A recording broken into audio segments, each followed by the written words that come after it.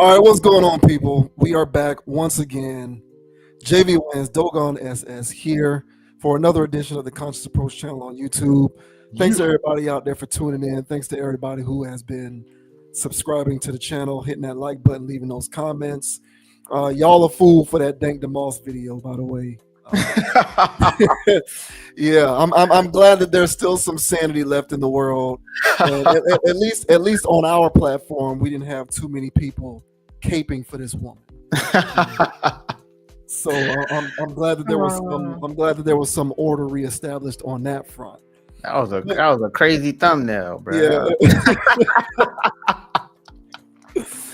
but yeah, we are back. JV Wins, Dogon SS, Conscious Approach once again, February the 25th. Major shouts out to the Conscious Approach community. Before we get things kicked off, I want to say, as always, that we are now available wherever you get your podcasts. So check us out on Amazon Music, Apple Podcasts, and Spotify.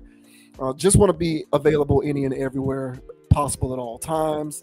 So if you are, at the gym, or if you're driving or otherwise not available to watch the video on YouTube, check us out on any of those outlets because we are now available there as well. Furthermore, if this is your first time catching wind of what we like to do here on this channel, this is pretty much how we like to rock. So leave some feedback, leave a comment, leave a like, and of course, subscribe to the channel so that you can get that notification whenever new content is posted. We certainly appreciate it as we continue to kick this logical content and get this train rocking and rolling. Now, with that out of the way, we're going to go ahead and get things kicked off. The first thing that we are going to discuss this week are interesting comments made by Rihanna. Rihanna, who is no doubt elated, feeling pretty relieved that ASAP Rocky was found not guilty at his recent trial, and they'll be able to keep things pushing as normal. But Rihanna recently lamented how she feels about listening to some of her old music, and she interestingly said that outside of the last album that she released, which was the Anti album back in, I believe it was 2014, she says she actually feels shame listening to anything else.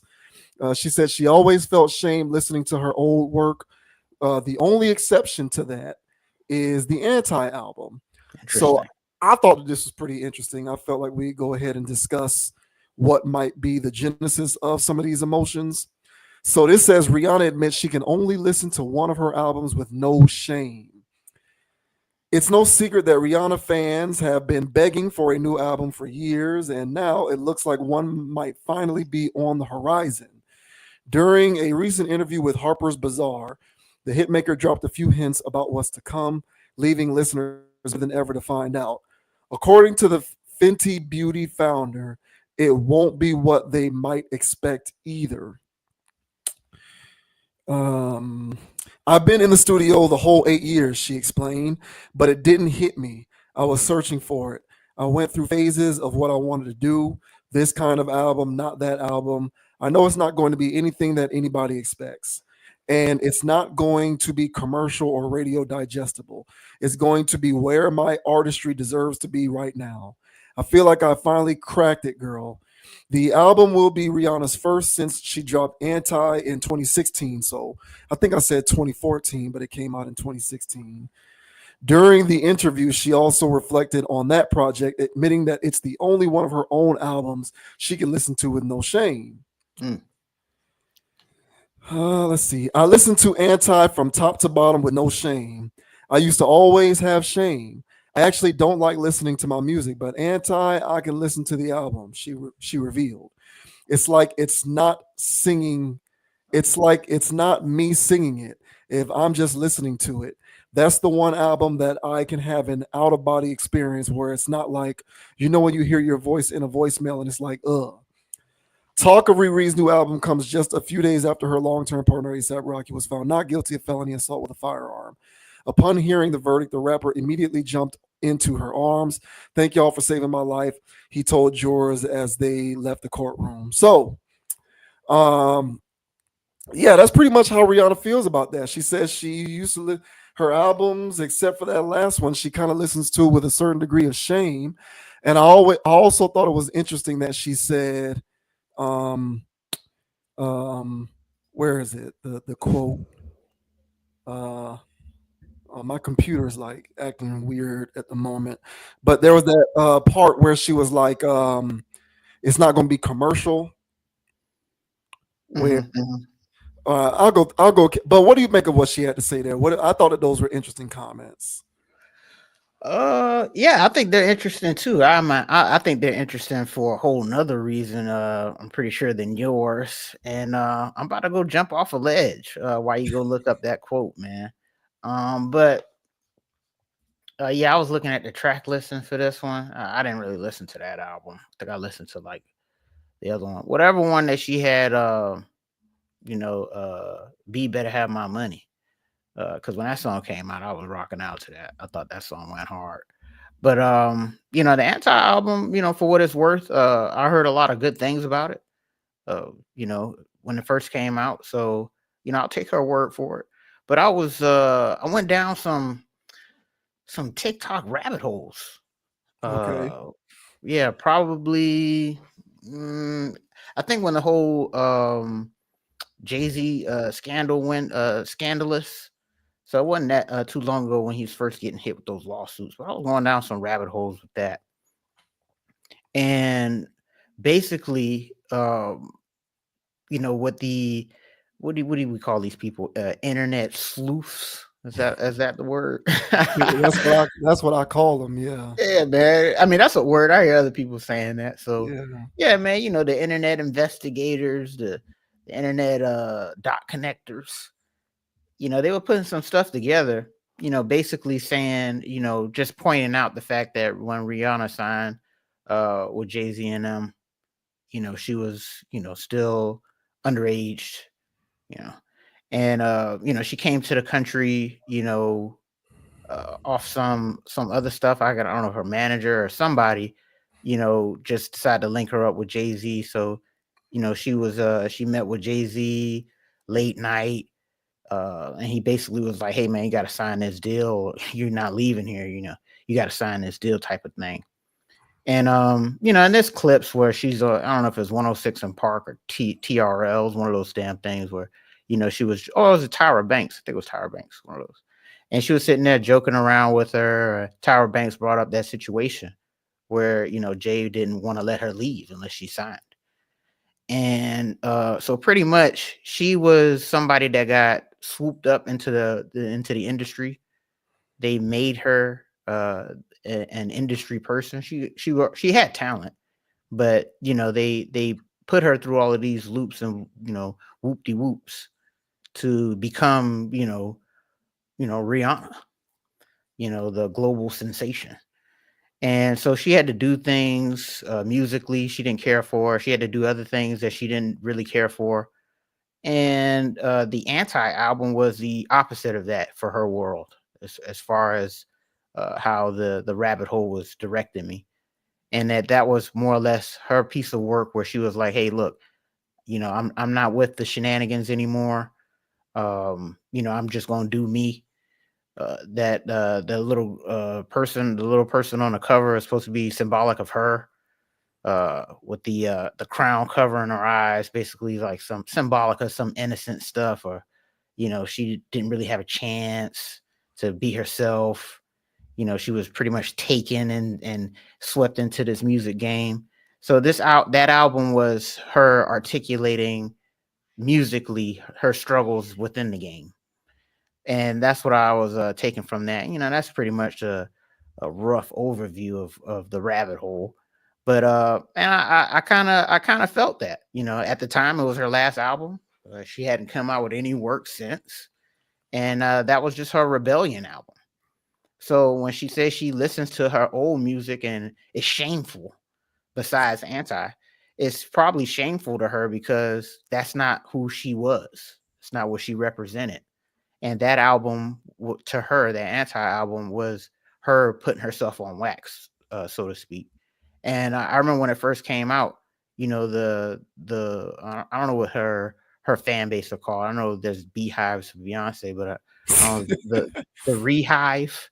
All right, so the Rehive, it was mixed reviews initially, but of course, as time went on, people were saying they was jiving with it, and yeah, that's when I was that's when I was having playlists and stuff in the cab when I'm sitting there playing and stuff, and I play it and I would get mixed reviews.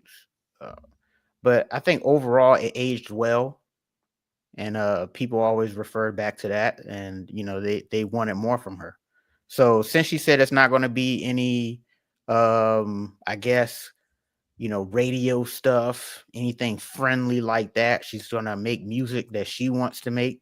So I guess with her saying all of these things in a roundabout way, she says, hey, I'm gonna make another album, maybe not like Anti, but it's gonna be anti in a sense that it's not gonna be industry, quote unquote. It's gonna be her, speaking her mind. So I'm down with that. Will I be listening to it? I'll give it a skim. I'll give it a skim.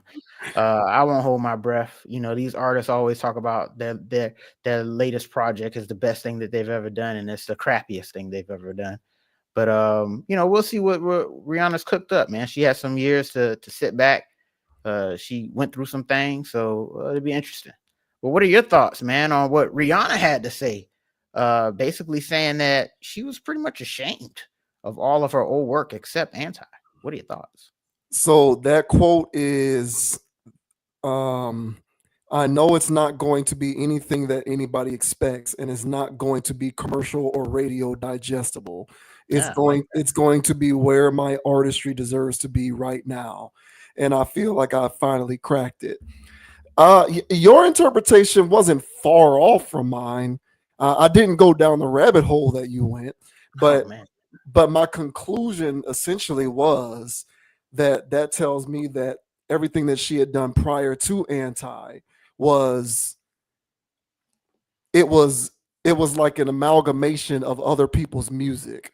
Yeah. Now there was some of her that was in it, but a lot of it was other people and other people's influence and other people's sound and other people's writing.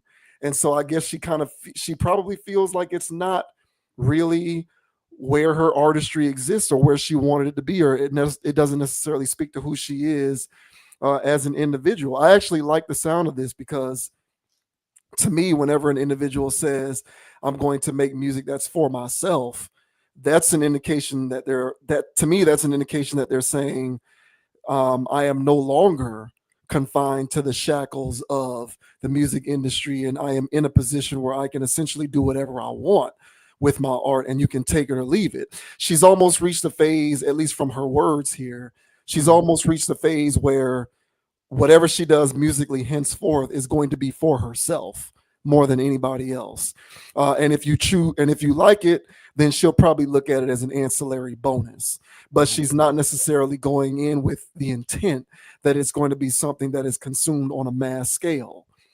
And I commend her for that. And I really wish other artists, well, first of all, to be clear, in order to get to the point where you are in a position to do whatever you want creatively, you first have to play the industry game for long enough to be successful in such a way that you essentially can finance your way into making your own music. Having said that, not everyone is in that position. The vast majority of these artists, they come in, they are given an infrastructure, they sign deals that aren't advantageous to their own pockets and bottom line, and they are essentially making music at the whim of their handlers or Mhm. their teams or whoever is being assigned to make sure that their career is being watched over in whatever manner it needs to be watched over. Very few of them get to a point where they're able to exceed beyond that and be at a point both financially, primarily financially, but also resources wise, to be able to do whatever you want and make art for yourself. And you look at fanfare and fan interest in whatever you do as a bonus, because essentially you're at peace with the fact that what you did for yourself and you're proud of it. And Mhm. even whether somebody likes it or not, the victory lies in the fact that you made art that speaks to who you are and is not concerned with mass appeal or what anyone else has to say about it. And we talk about the mainstreaming of a particular type of popularized sound within like the hip hop ecosystem of music and how much that's killing it. And the reason why that particular phenomenon is able to persist is because the music industry extracts everything that it can from these artists before it casts them by the wayside. And a lot of these people never even get the chance to learn and grow and evolve before their candle dims out, and they never even get the chance to make their own music because the industry decides we're done with you. We've already extracted what we can. Mhm. And so, if the industry did its job to popularize a different kind of sound to allow more of a diverse tapestry of the music, that wouldn't necessarily be the status quo. But of course, that makes things less lucrative for the industry. So, there's no incentive for them to do that. So as a result, we're in a situation where everything is pretty much going to sound the same. And your responsibility is to cash in on the brief window of success that you can so that you can make what you can make and then move on to something else. Because eventually the music industry gets rid of you and doesn't give you the opportunity to evolve to the point where you can make whatever you want to make. And I think that that's something that music as a whole does, but I think it is particularly uniquely more pronounced with this genre of music that we tend to consume the most. You know, the hip hop stuff, the rap stuff, and the R&B stuff, you know, particularly from our community. I feel like that dynamic is a little more pronounced. And those in Rihanna's position are far and few between, people who can evolve to the point where they can do whatever they want. And it doesn't really matter whether people like it or not, because maybe they can pay for their own publishing. They're not signed to a deal. Maybe their tour is at the they'll put the tour together whenever they feel like it because they're not beholden to the tour and the show money because they don't need it. And she doesn't need it. She's richer off of her fashion and you know, beauty stuff than anything else she ever did in music. You know, I was looking at her net worth, her net worth, and it's way up there, bro. Like, I didn't even know that she was worth as much as she is off of that stuff. So she's at a point, resources wise, financially, where she's not beholden to the infrastructure of the music industry. Mhm. So I think what she expressed is something that more artists than we know feel. Unfortunately, those artists will never get the opportunity to do what she's doing because they're not as unique enough as she is to be able to stay relevant within music for long enough to evolve to the point where they care less about making music that's easily consumable and more about making music that they like for themselves, and anybody else who happens to like it can join them along for the ride. You know, it's like a running back. Most running backs in the NFL have a shelf life of what, 5 years? Mhm. Like, very few running backs have a career that stands the test of time. So you can't really worry about playing for Super Bowls or playing in the right system that's going to maximize your abilities. Your responsibility is to cash in on the brief window that you can as much as possible, because it's more likely than not that your career won't last beyond 5 years, and it won't be long enough for you to be in position to be within a winning formula. So those were pretty much my initial thoughts on that. I think her words are a testament to what happens when individual artistry is given the time to evolve. And it's also a condemnation of the industry overall, once again, because I don't think the business of music really cares about artist development. And the individuals who profit off of the business of music, of course, don't care about artist development. And this is the vicious cycle that we are in now, because when you don't care about artist development, and artists aren't given the time to develop, you run into problems with singularity of sound, bad music, bad quality, and everything being conformity and just overall garbage. So I hope what she is saying, she sticks to it, and I hope she does come out with more anti-like stuff, because whether I like it or not, everybody deserves the right to be able to make what they want to make. So, you know, I hear her, and good luck to her. Yeah, I mean, I agree with all of that, man. I feel like the industry as a whole, um, you know, it's called the industry for a reason. Um, when you're dealing with something that is from the heart, if you're dealing with something that has soul, there's nothing about that industrial. So when you're dealing with the industry, you're dealing with a product, and their whole MO is turning things out for a profit. And yeah, so artist development. artists making what they feel. No, they don't care about any of that. They care about what they can do formulaically in order to generate hits. And even then, they got these streaming things in their back pocket. They got these radio stations in their back pocket, and various social media outlets in their back pocket. Hell, ask Drake. He'll let you know that these major labels got things in their back pockets, and they can pull strings if they want, and they can make a hit, and they can make a somebody just cause. There's no reason we should know who a Takashi 69 is. There's no reason why we should know. Hell, I can go down the list. I don't know, man. I'm Lil blanking Pump, right. Lil Pump, Lil Pump, Trippy Red. Trippy Red. I can go down the list, man. There's a whole bunch of brain rot rappers in the game, muddy in the water. And who's giving these people a platform? Nobody wants to hear that. I don't care their hardest song, the song that made them blow up, or whatever that got those people the most spins. It's not as good as quality work. Sometimes, man, I'll still be listening to my degenerate music sometimes, and this is music playing on a playlist, and something to pop up, and I go, hey man, who's this guy? Never heard of the guy, but this song it goes crazy. And but you're not gonna hear about that guy because that song is buried on some mixtape that came out in 2019. And if that got enough airplay,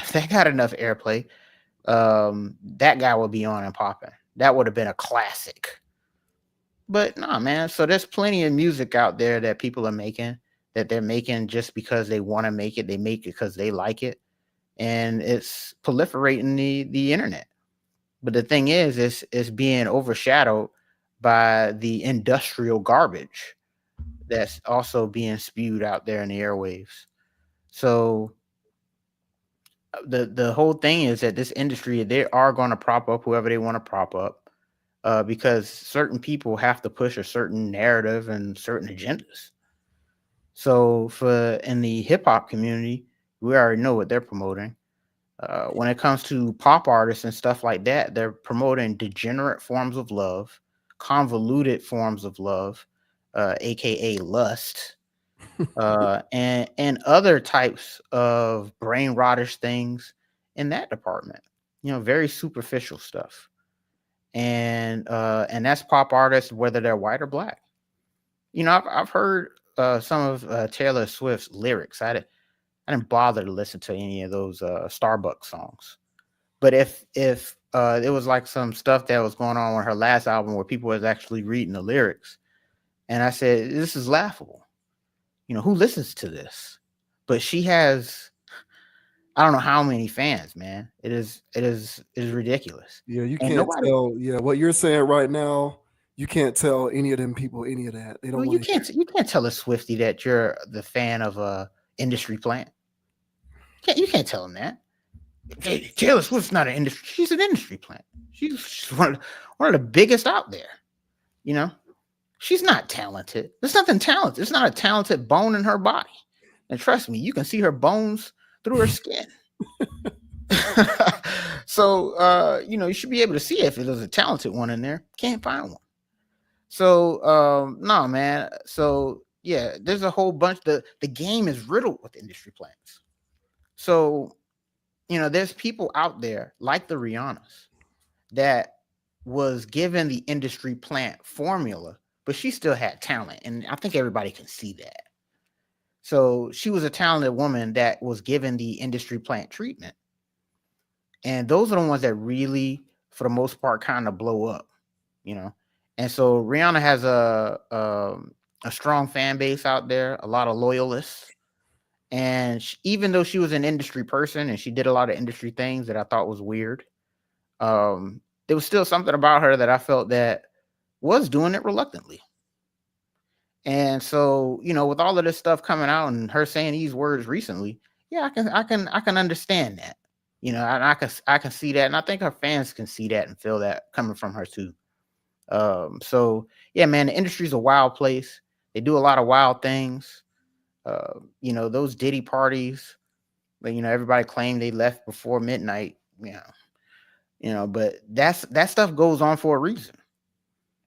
And I think I mentioned this before when we were talking about that Diddler stuff, is that I think that's when we were talking about when Bow Wow was saying the game miss. We need Puffy back in the game. And I pretty much say, hey man, the people that you hear of on the radio, the people that you see enough of, hell, back in the day, if they was on BET and MTV, those are the people that attended those parties. Those are the people that stayed a little later, you know. And for the people that didn't want to play ball, pun intended, they didn't get the treatment. And so and they didn't get enough spins or whatever. So, the industry does what it does. They gatekeep, they do all kinds of things.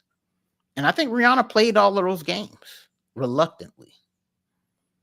And like you said, I think she's in a position now financially. Hell, I looked it up when you said it. I didn't know that. Bro. That thing said 1.2 bill. But that Fendi line is going insane. The ladies love it. So I can see why her assets are worth at least that much. So yeah, she's in a position where she doesn't have to kiss the ring, so to speak. So hey man, it'll be interesting. Like I said, I'll give it a listen. I'm sure even though she said it's not gonna be radio friendly or whatever.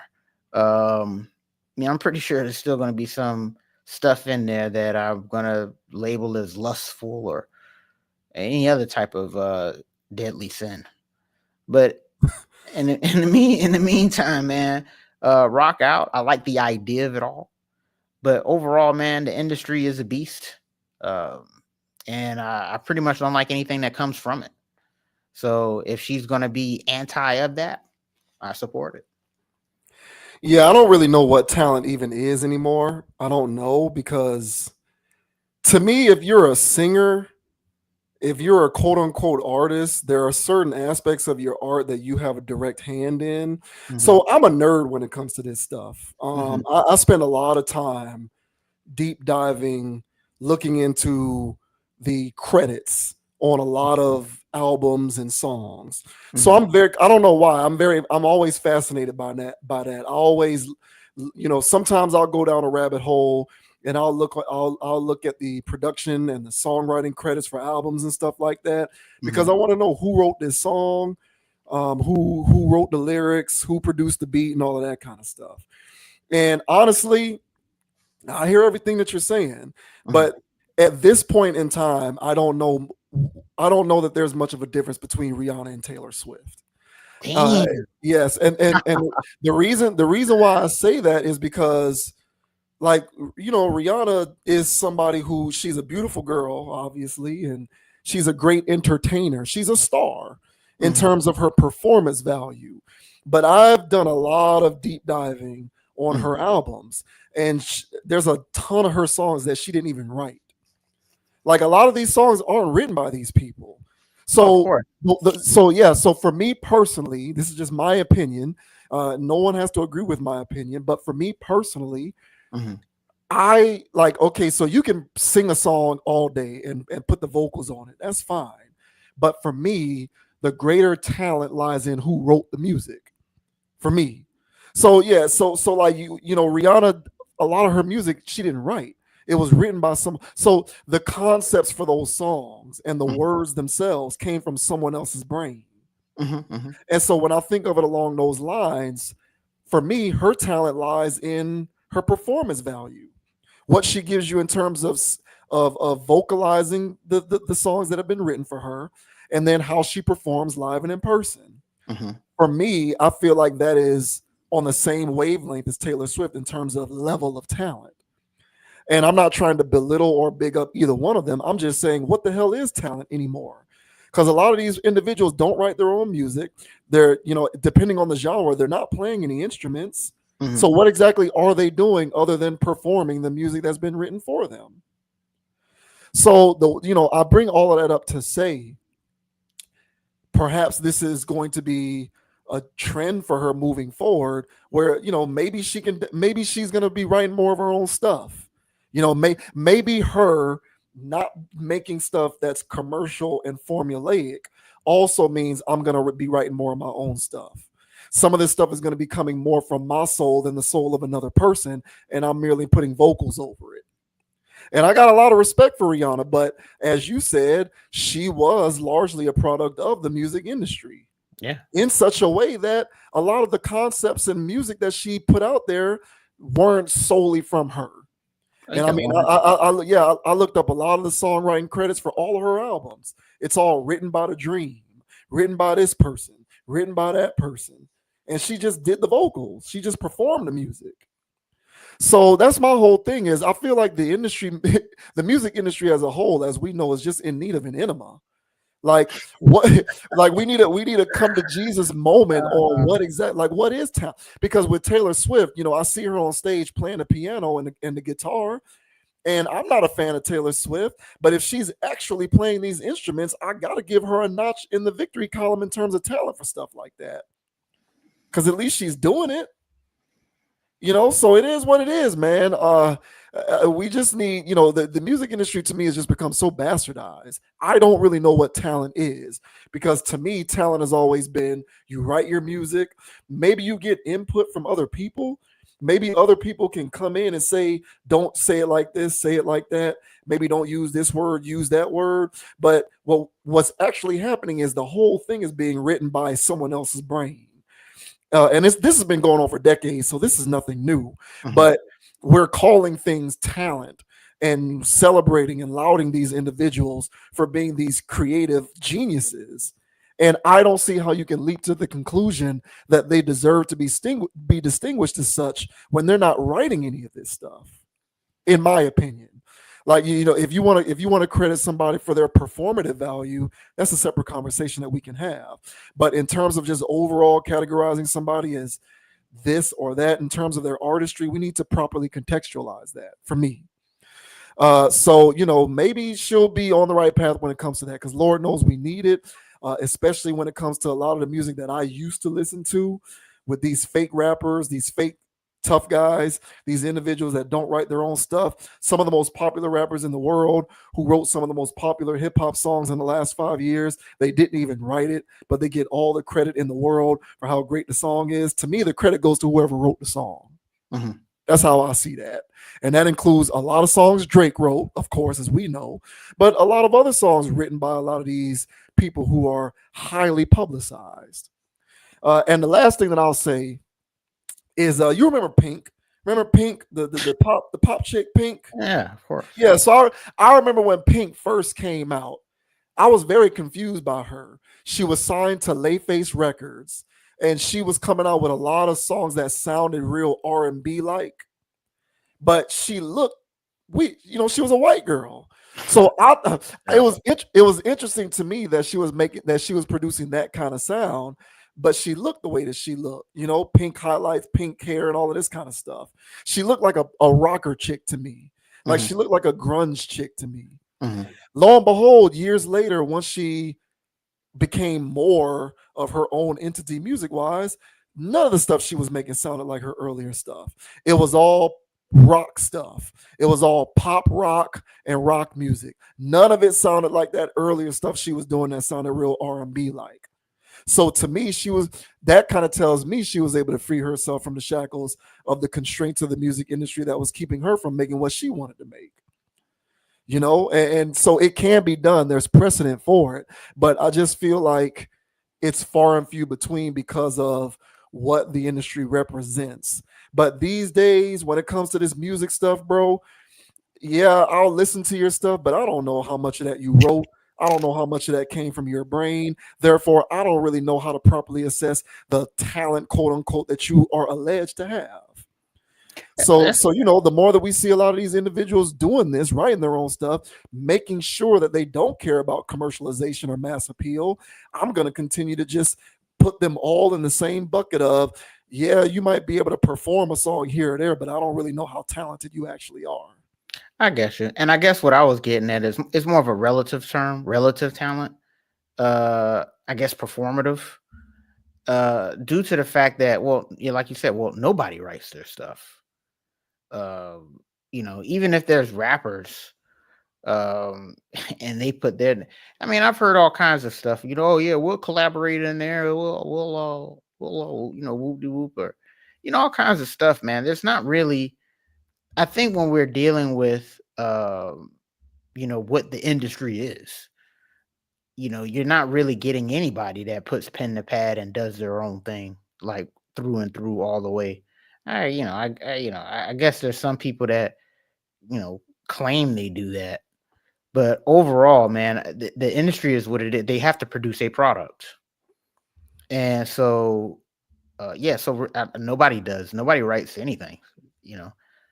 So none of these singers write their own songs, and I think everybody knows that by now. I think Rihanna's talent is more or less because I think she was discovered more for just her looks.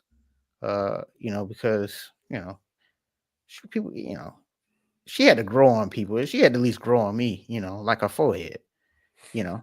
And so it was just some stuff where I was just like, hey man, like what's going on here with this? But I think the thing with her, at least I guess that's how it was sold to me, is that hey man, it's a girl from the islands that made it out of there because of her abilities. I guess it was her performative abilities. But yeah, I think everybody knows that there's writers behind the scenes writing all of these songs, that nobody writes these songs. Even if they claim they wrote these songs, there's other writing credits on there, and they probably did the majority of the writing. There's deadlines, there's all kinds of other things that these people have to meet, and so they cut corners and they do other things. And on top of that, when you're dealing with an industry that has agendas to push, they have to have these people come in and write it for them like a TV show. So uh because these TV shows have agendas, these movies have agendas, and the music has agendas. So of course the artist isn't going to do that. They're just a front facing person for it. So you know, I bag on Beyonce all the time. I think she's got performative talent, performative. I don't think she can sing worth a damn. And and so yeah, so I mean I get that, but I think what I meant by talent, I mean relative to her peers when it comes to performing, you know. And I think there's an artist behind that. Some people you could just clearly tell, like G Easy.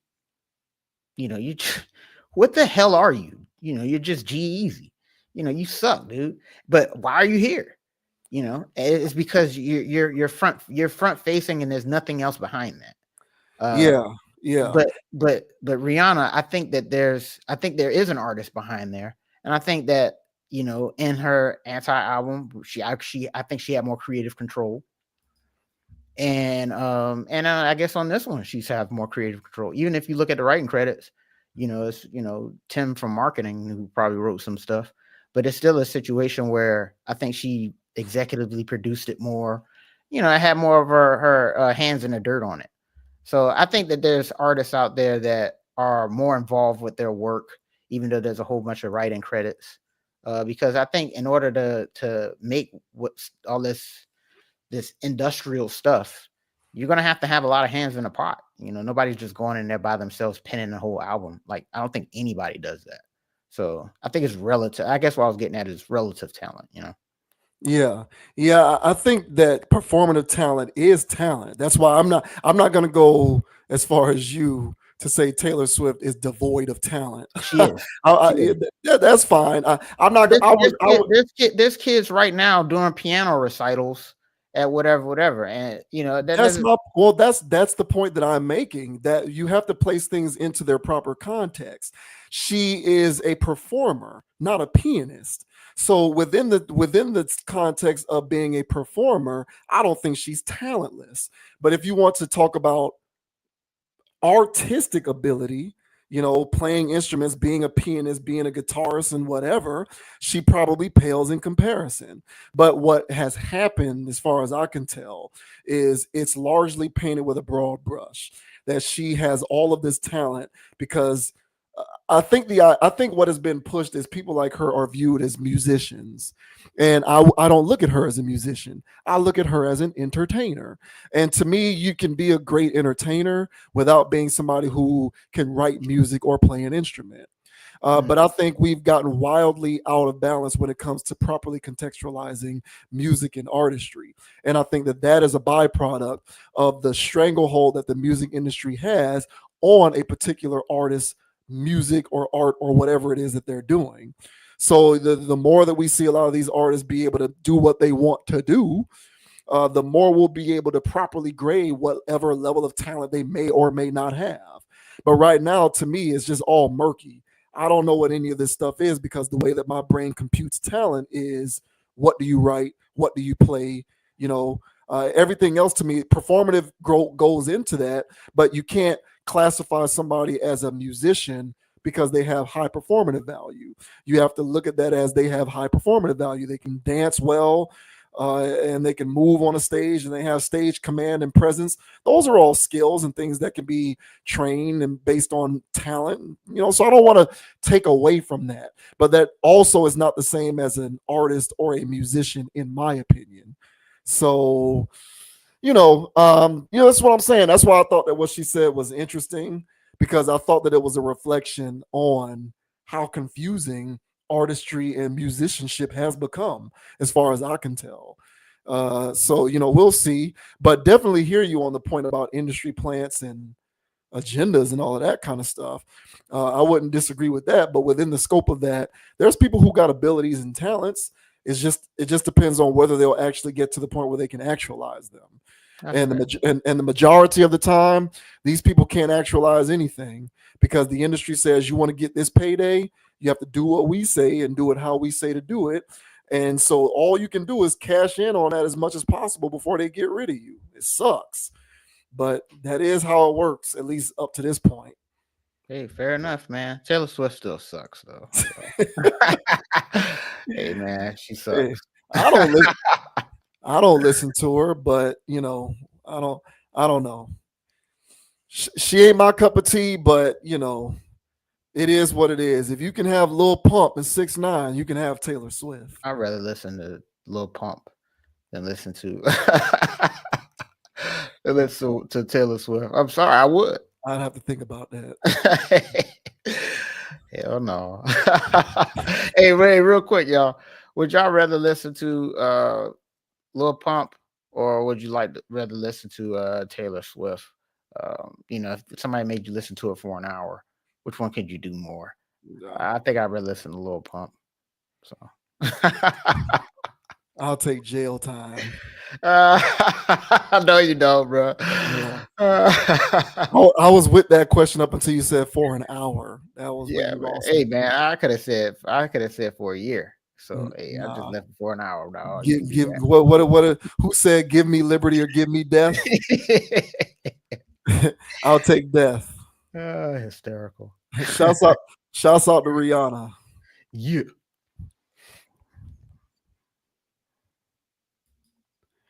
All right, and now we have Yes, a yeah. very explosive situation taking place currently between Neo and the mother of his two sons, who is calling him out for flaunting his polyamorous lifestyle in front of his children, in front of their children, which is something that she does not approve of and never said that she would be okay with him doing.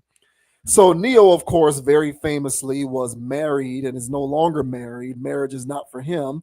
And he's doing the polyamorous thing. He has several girlfriends. I think up to this point, the current count is 4. And his reconciliation for this is that he is open and honest about every aspect of it.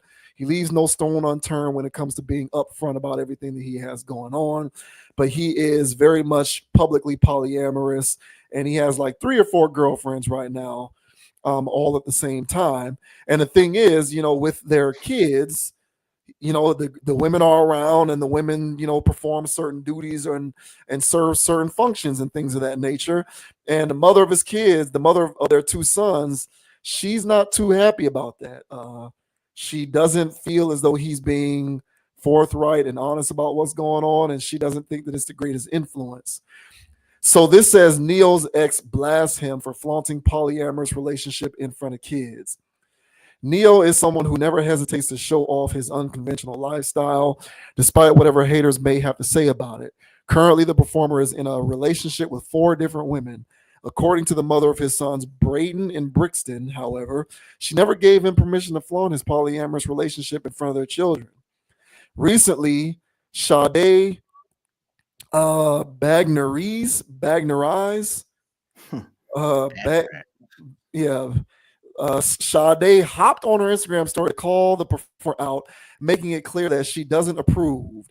And didn't I tell your corny ass not to have that stuff going on in front of my kids, to do that cornball stuff on your own time? She began. That stuff sick as F. You hella effing weird for that at Neo. But I'm glad you think I'm playing with you after I done already warned you I'm not playing about my kids.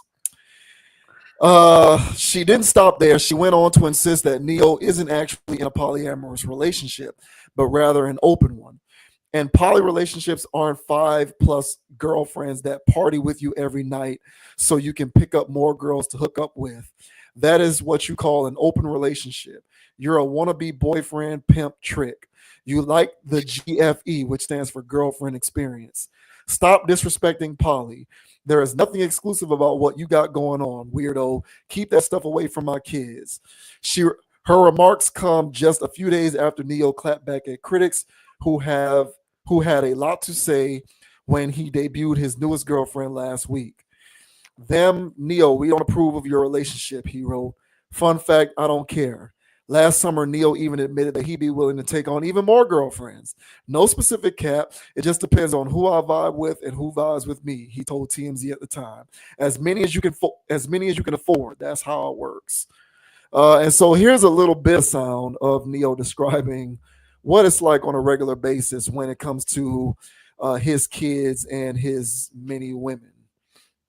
Do your kids have questions about that? About your relationship? Of course they do, and I answer them. Yeah. Okay. Yeah. Honesty. Again, I'm not lying to nobody, not even my children. Hey, this is daddy's girlfriend, and so is that, and so is that, and so is You that. got no And problem. she gonna make you some cereal, and she gonna cook lunch, and she gonna wash your clothes, Come and it's on, all man. good. And Come on, man. it's family, it's community. Oh, you That's need what your it's own about. book in the. All right. So there you go. This Miss Sade. Not the biggest fan of him doing that in front of the kids. So what do you make of that? Well, first, I don't think she has any dominion to tell him what to do. They're no longer in a union. Yes, they do share children, but he is his own man and she's her own woman. So Neo can make a stipulation, even though she wants to call herself monogamous. Uh, he doesn't want guys that wear their baseball cap backwards around his kids. He thinks that's lame. He thinks that's corny. I don't want my kids seeing that. So at some point he she would have to realize that she picked who she picked, and I highly doubt that he picked up this freaky bug overnight. So she knew that this guy likes to dabble. He probably did some type of erroneous types of things in the bedroom where she was like, "Hey, are you into this?" And she did it. So she know that this guy likes to get weird. So of course, once they break up, he's on a weird timeline according to her. And so, and I do agree with her in the context of, this isn't technically polygamy. No, I think he's really in an open relationship type of situation, but I guess people still want to call it I guess it would be a polyamorous lifestyle. My thing is, when it comes to this, much like marriage, You want to throw that term, you throw these terms out here. Much like marriage, it has to be a union and understanding. But every time I see Neo with his freak-a-leaks, they're out here doing this freak off stuff. And I think so. Let me just say this. Let me just stick to this point. So I think what Neo is doing, I think he's just living his best life. I don't think he's doing this with any aim. I don't think he's doing this with any type of end game. I think he's just doing this because he wants to get his rocks off, and he wants to get his rocks off without, with these convoluted situations of, hey, I'm monogamous to you, I'm monogamous to you. He doesn't want to do that. So I don't think he's out here trying to be a champion for a polyamorous or polygamous lifestyle. I think he just is a freaky dude, and he doesn't want to just stick it in one person. He wants to taste the rainbow. So let him do that. I mean, that's how he wants to do it. And when it comes to him being the person that he is, apparently, why not have an in-house freak off? Why commission? Why fly girls in? Why do all of that? He is essentially doing that. He's just doing it more long term. Well, that's what I mean. It's baked in, and so, because trust me, bro, I seen some of the pictures he's got floating on the webs with these girls. You know what I'm saying? They get down. All right, they get down, and it's 4-5 times a week. Maybe more. And he gets to experience that. That's what he wants to do. Because Diddy was doing it every night, but he had to use baby oil. He had to do all this other stuff, and it's just too much. Well, as far as we know, Neo is doing it with women. Right. Hey, well, yeah, that's as far as he's telling us. All right. So we don't know what else he's got cooking over there. All right. And but yeah, man. So having your own in-house freak off situation. I think as a celebrity person that knows he can't keep it in the pants for one person, I said it just about every time we've talked about this this situation with him. It makes sense to me. Now, when it comes to him bringing it around his kids, that's a to each their own type of thing. That I don't know what to say about that. Me personally, him just doing that, it's like, that's like bringing your tricks around your kids. You know what I'm saying? You around here tricking off, you know what I'm saying? And these are women you pay for. So I don't know if you want to bring that around the kids. I don't know what kind of precedent that's setting, because there's no love here. Once you see these pictures with him and these ladies, there's no love going on here. There's only the lust I spoke of on the first topic. So him bringing around these ladies of the evening, I think that is a little distasteful.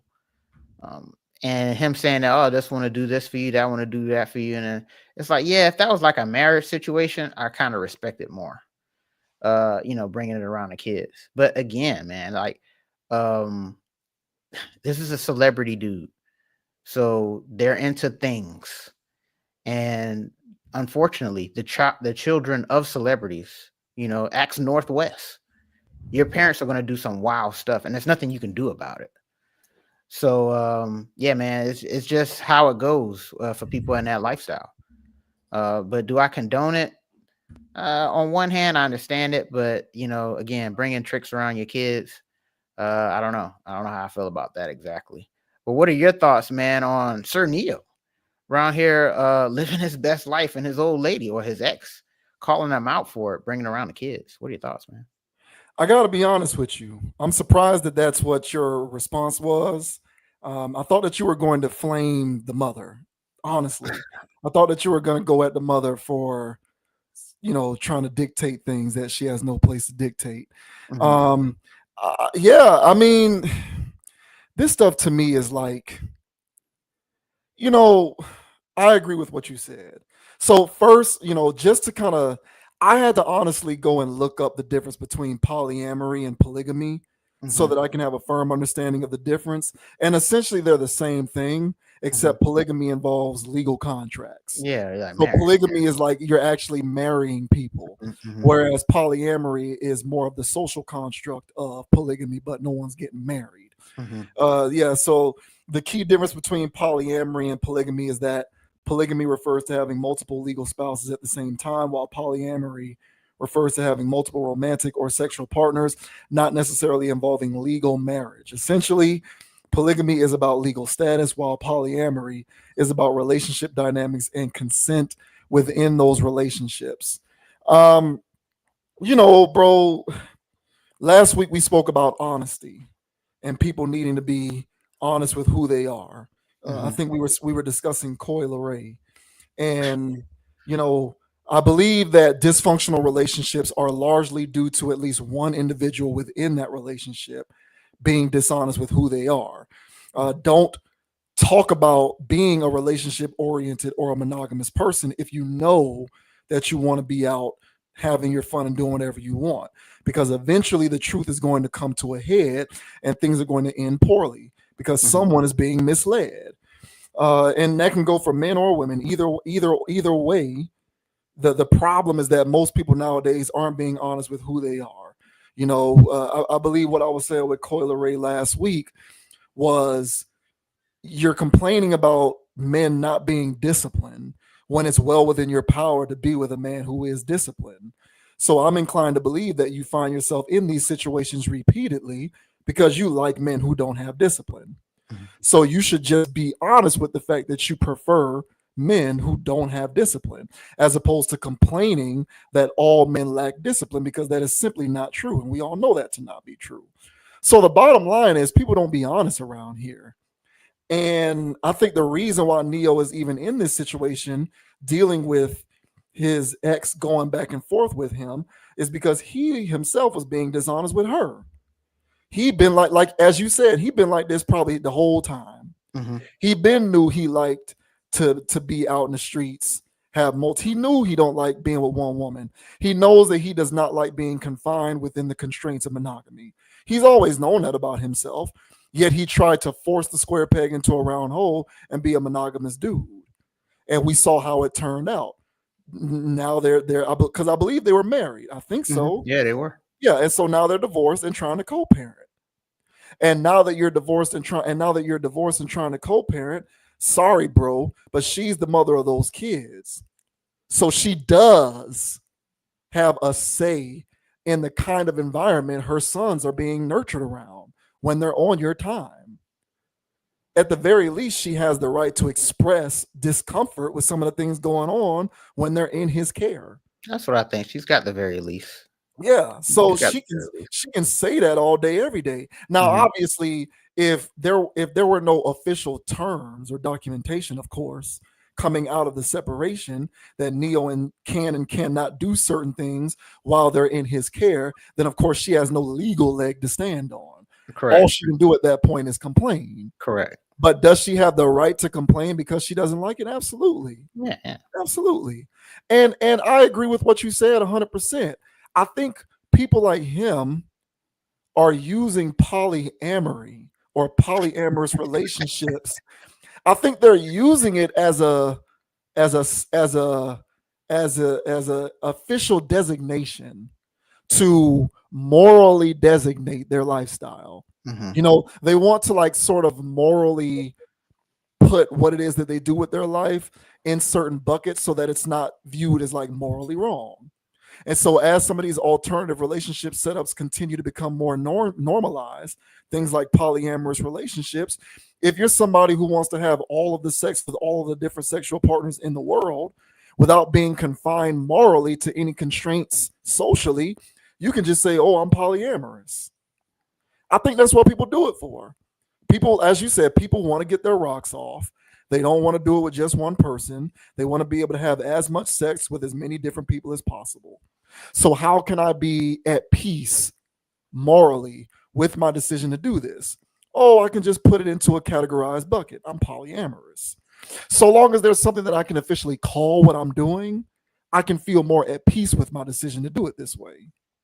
But at the end of the day, man, this is all about being able to have all the sex with all the different people that you want. And people are sitting here acting like they're holier than thou by putting a label over it. Oh yeah, we're polyamorous. No, you just want to smash as many people as possible. And that goes for men and women. I think Neo is just trying to get his rocks off. That's it. Yeah, because there's no official. Where's they don't live in a commune. They're not on a compound. Each of the women don't have their own houses.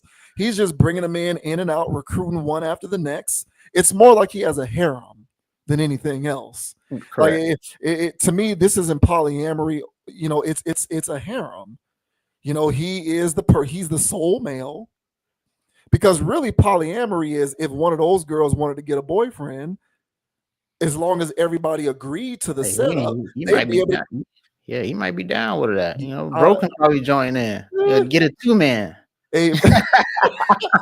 But honestly, something tells me that something tells me he's the kind of guy who is. His terms are, I'm the only man in this situation. I kind of feel like that's how he's rocking, but that's not actually that. I mean, polyamory stipulates that if one of those girls wanted to get a boyfriend, as long as it got clear with everybody, they could do it. So it's more like he's running a harem than anything else. And obviously he already said he's tricking off. He already said it's as many as he can afford. So he's also paying for it at the same time. So I just kind of feel like this polyamorous stuff, man, like people are doing this because it's becoming more mainstream acceptable to just kind of do this kind of stuff. And I think part of the mainstream appeal to it is being able to place a label over it. So if I can now say I'm in a polyamorous relationship or I am doing things within a polyamorous context, then everything that I am doing therein when it comes to my salaciously sex charged lifestyle becomes okay because there's a word or a label attached to it. And that's really what I think people are doing, himself included. He's not doing this in any official capacity where there are family positions and roles being doled out. No. Those women aren't raising his kids with him. They're just in the house after a night of a little bit of fun. Exactly. So, I kind of think he's full of shart in that regard. Mm-hmm. And I do think that she reserves the right to complain about it, but she also unfortunately can't do much about it legally, because if there were no official terms stipulating he isn't allowed to do it legally, there's nothing she can do. I mean, I agree, man. And again, she picked this man. She did. Yeah, she picked this man. She chose to do all of this stuff for him. You know what I'm saying? He wanted his salad tossed. And she was down with it. You know what I'm saying? And he was into other weird things. And she was down with it all, so long as she was going to get a ring and the lifestyle. Yeah. And, now that he cut bait because, one box ain't enough for him. Just box is not enough for him. You know what I'm saying? So he got to go out here and do his thing. And so, yeah, he left. He's in the win now.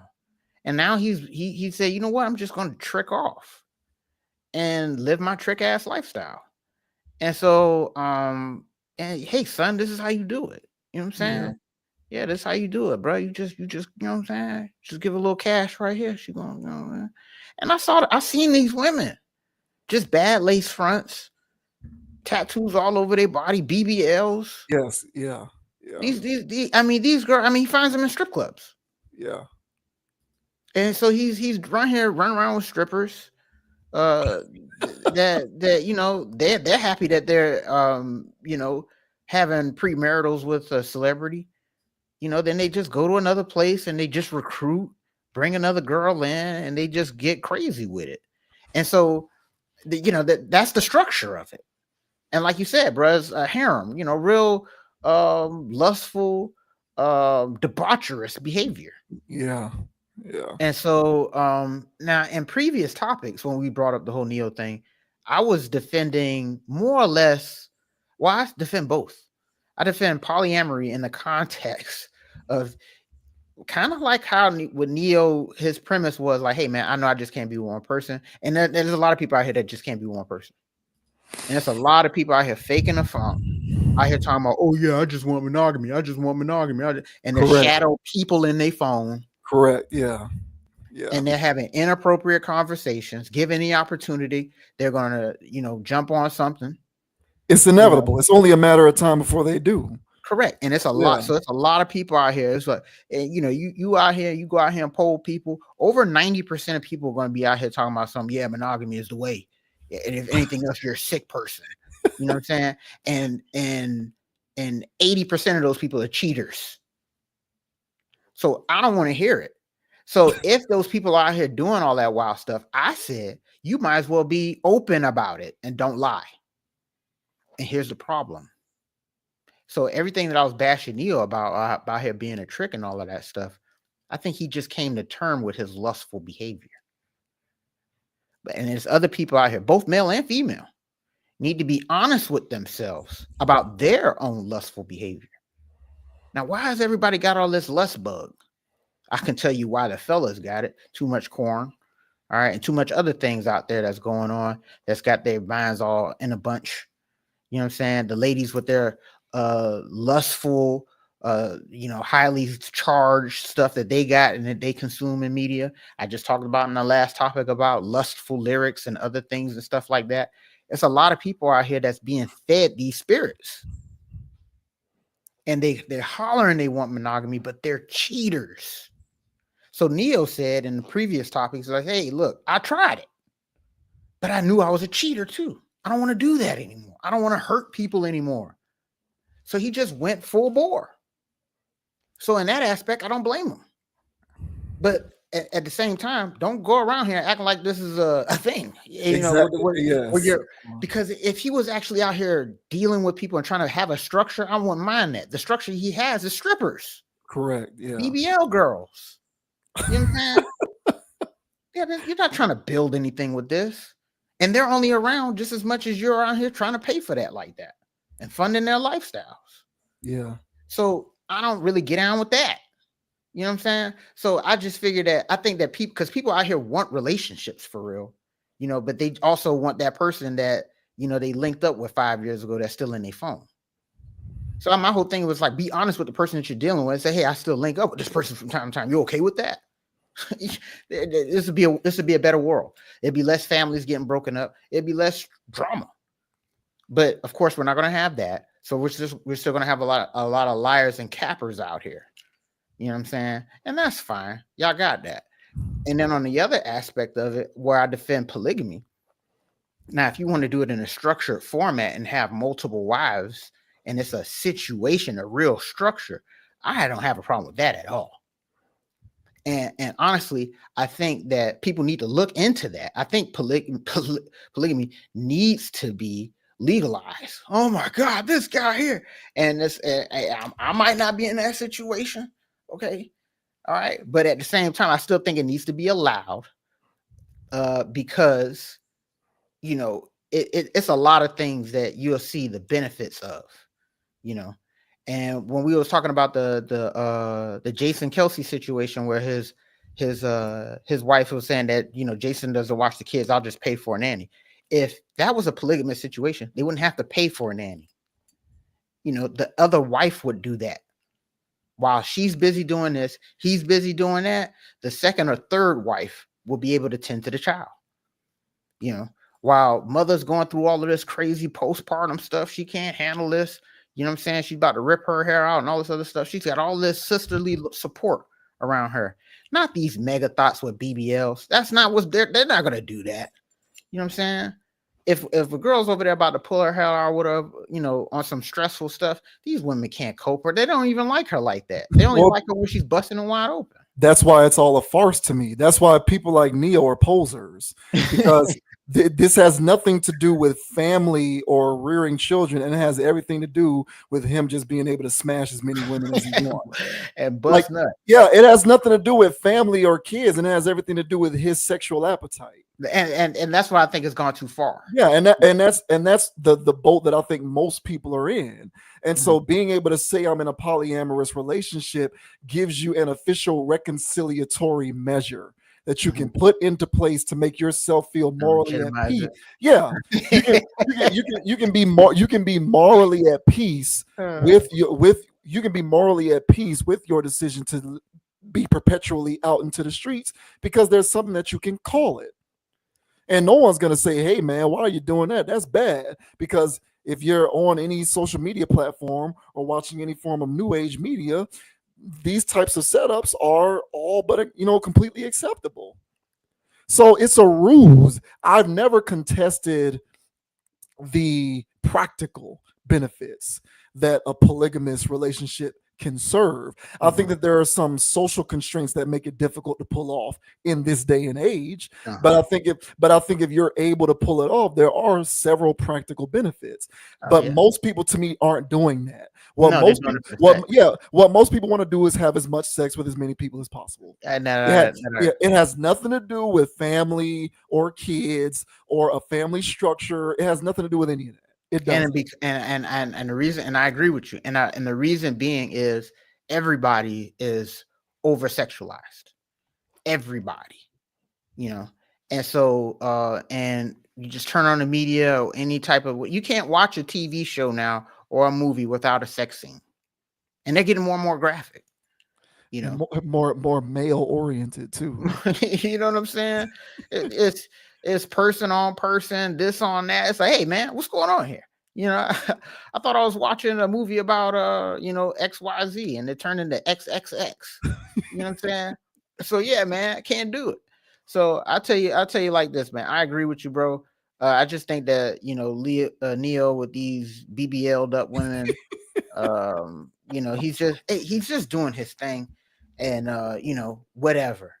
But yeah, I would have some decorum, and me personally, if I was out here tricking like that, I wouldn't bring that around my jet. You know what I'm saying? It should be a little shame in that. He has none. Yeah. So hey none man, at all. whatever, bro. None at all. None at all. None at all. Yeah, this is faux polyamory. That's what I think it is. I think it's faux polyamory. So I feel his ex. I do. I lean to her side in this one. When it comes to this particular debate, Yeah, Neo. Hey man, whatever, bro. Whatever with this dude. He's getting more and more outrageous. I'll tell you that. Yeah. He get a lot more bold with it. Yeah. Unbelievable, bro.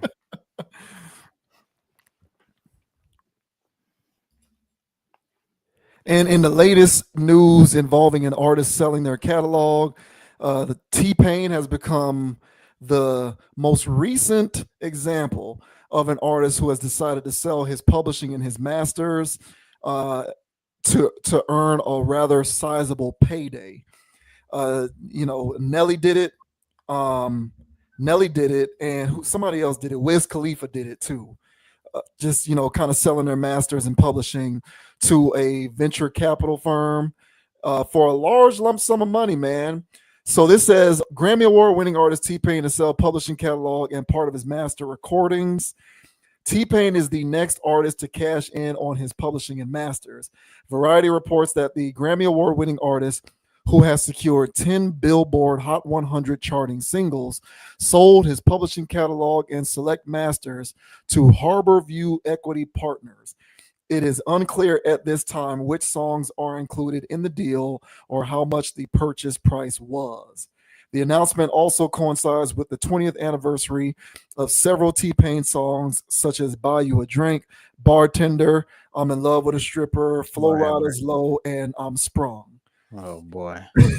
I'm excited for this next chapter and to partner with Harborview Equity as they help preserve the legacy of my music, T-Pain said. This catalog represents years of hard work, creativity, and unforgettable moments, and I'm grateful to see it continue to reach new heights. I don't plan on stopping anytime soon. Harborview founder and CEO Sharice Clark commented, let me copy her name real quick. We are excited to welcome T-Pain, a true trailblazer in the music industry, to the Harborview family. His visionary artistry and innovative spirit have left an indelible mark on modern music, and we can't wait to collaborate and amplify his incredible legacy even further. So, T-Pain joins a list of artists in hip-hop to sell their catalog to Harborview equity partners, including Wiz Khalifa. As Afrotech reported, the 2023 sale of his music included songs such as See You Again, Black and Yellow, and The Thrill. Additionally, Nelly also sold half his catalog to Harborview Equity Partners in 2023 for a reported $50 million. He defended the sale, which encompassed Ride With Me, Dilemma, and Hot in Here, during a podcast episode of The Shop. You hear a lot of people say, I would never do it. I would never do it. Why wouldn't you do it? That's your equity. That's your goal. That's why you would never have generational wealth, because what you don't understand is that's what you're vying for. Every time LeBron steps on that court, he's doing the same thing with his body. That's his equity, Nelly explained. I don't think I agree with that. what are you talking about, bro? Yeah. So so there you go, man. What do you think about this, man? What do you think about T-Pain? Those are some pretty, if you transport yourself back to the time when those songs came out, you can use the word classic if you want, if you chose to go that far in terms of their popularity. Maybe not. No, I would say in terms of general mass appeal, they encroach on classic territory, not in terms of the quality of the songs, but certainly in terms of their impact. Yeah, When it comes to socially, how yeah. many, when it comes to how many people was listening to it, I but mean, yeah, yeah. he's selling it away, man. I mean, you go to any club or bar, you're gonna hear bartender. That's white, black, mixed, Mexican. Okay, you're gonna hear bartender. I'm not. I hear you, man. It's a street classic. I'll say that. You know what I'm saying? It's a good early vibe song. Um, man, I didn't know Wiz Khalifa sold "See You Again." God damn, but hey man, get that cash, bro, because that song went dumb. Black and Yellow too. So I don't blame these guys, and here's why. When we were talking about the Rihanna situation, man, I was talking about that industry, man. And one thing about the industry, it's blood in and blood out.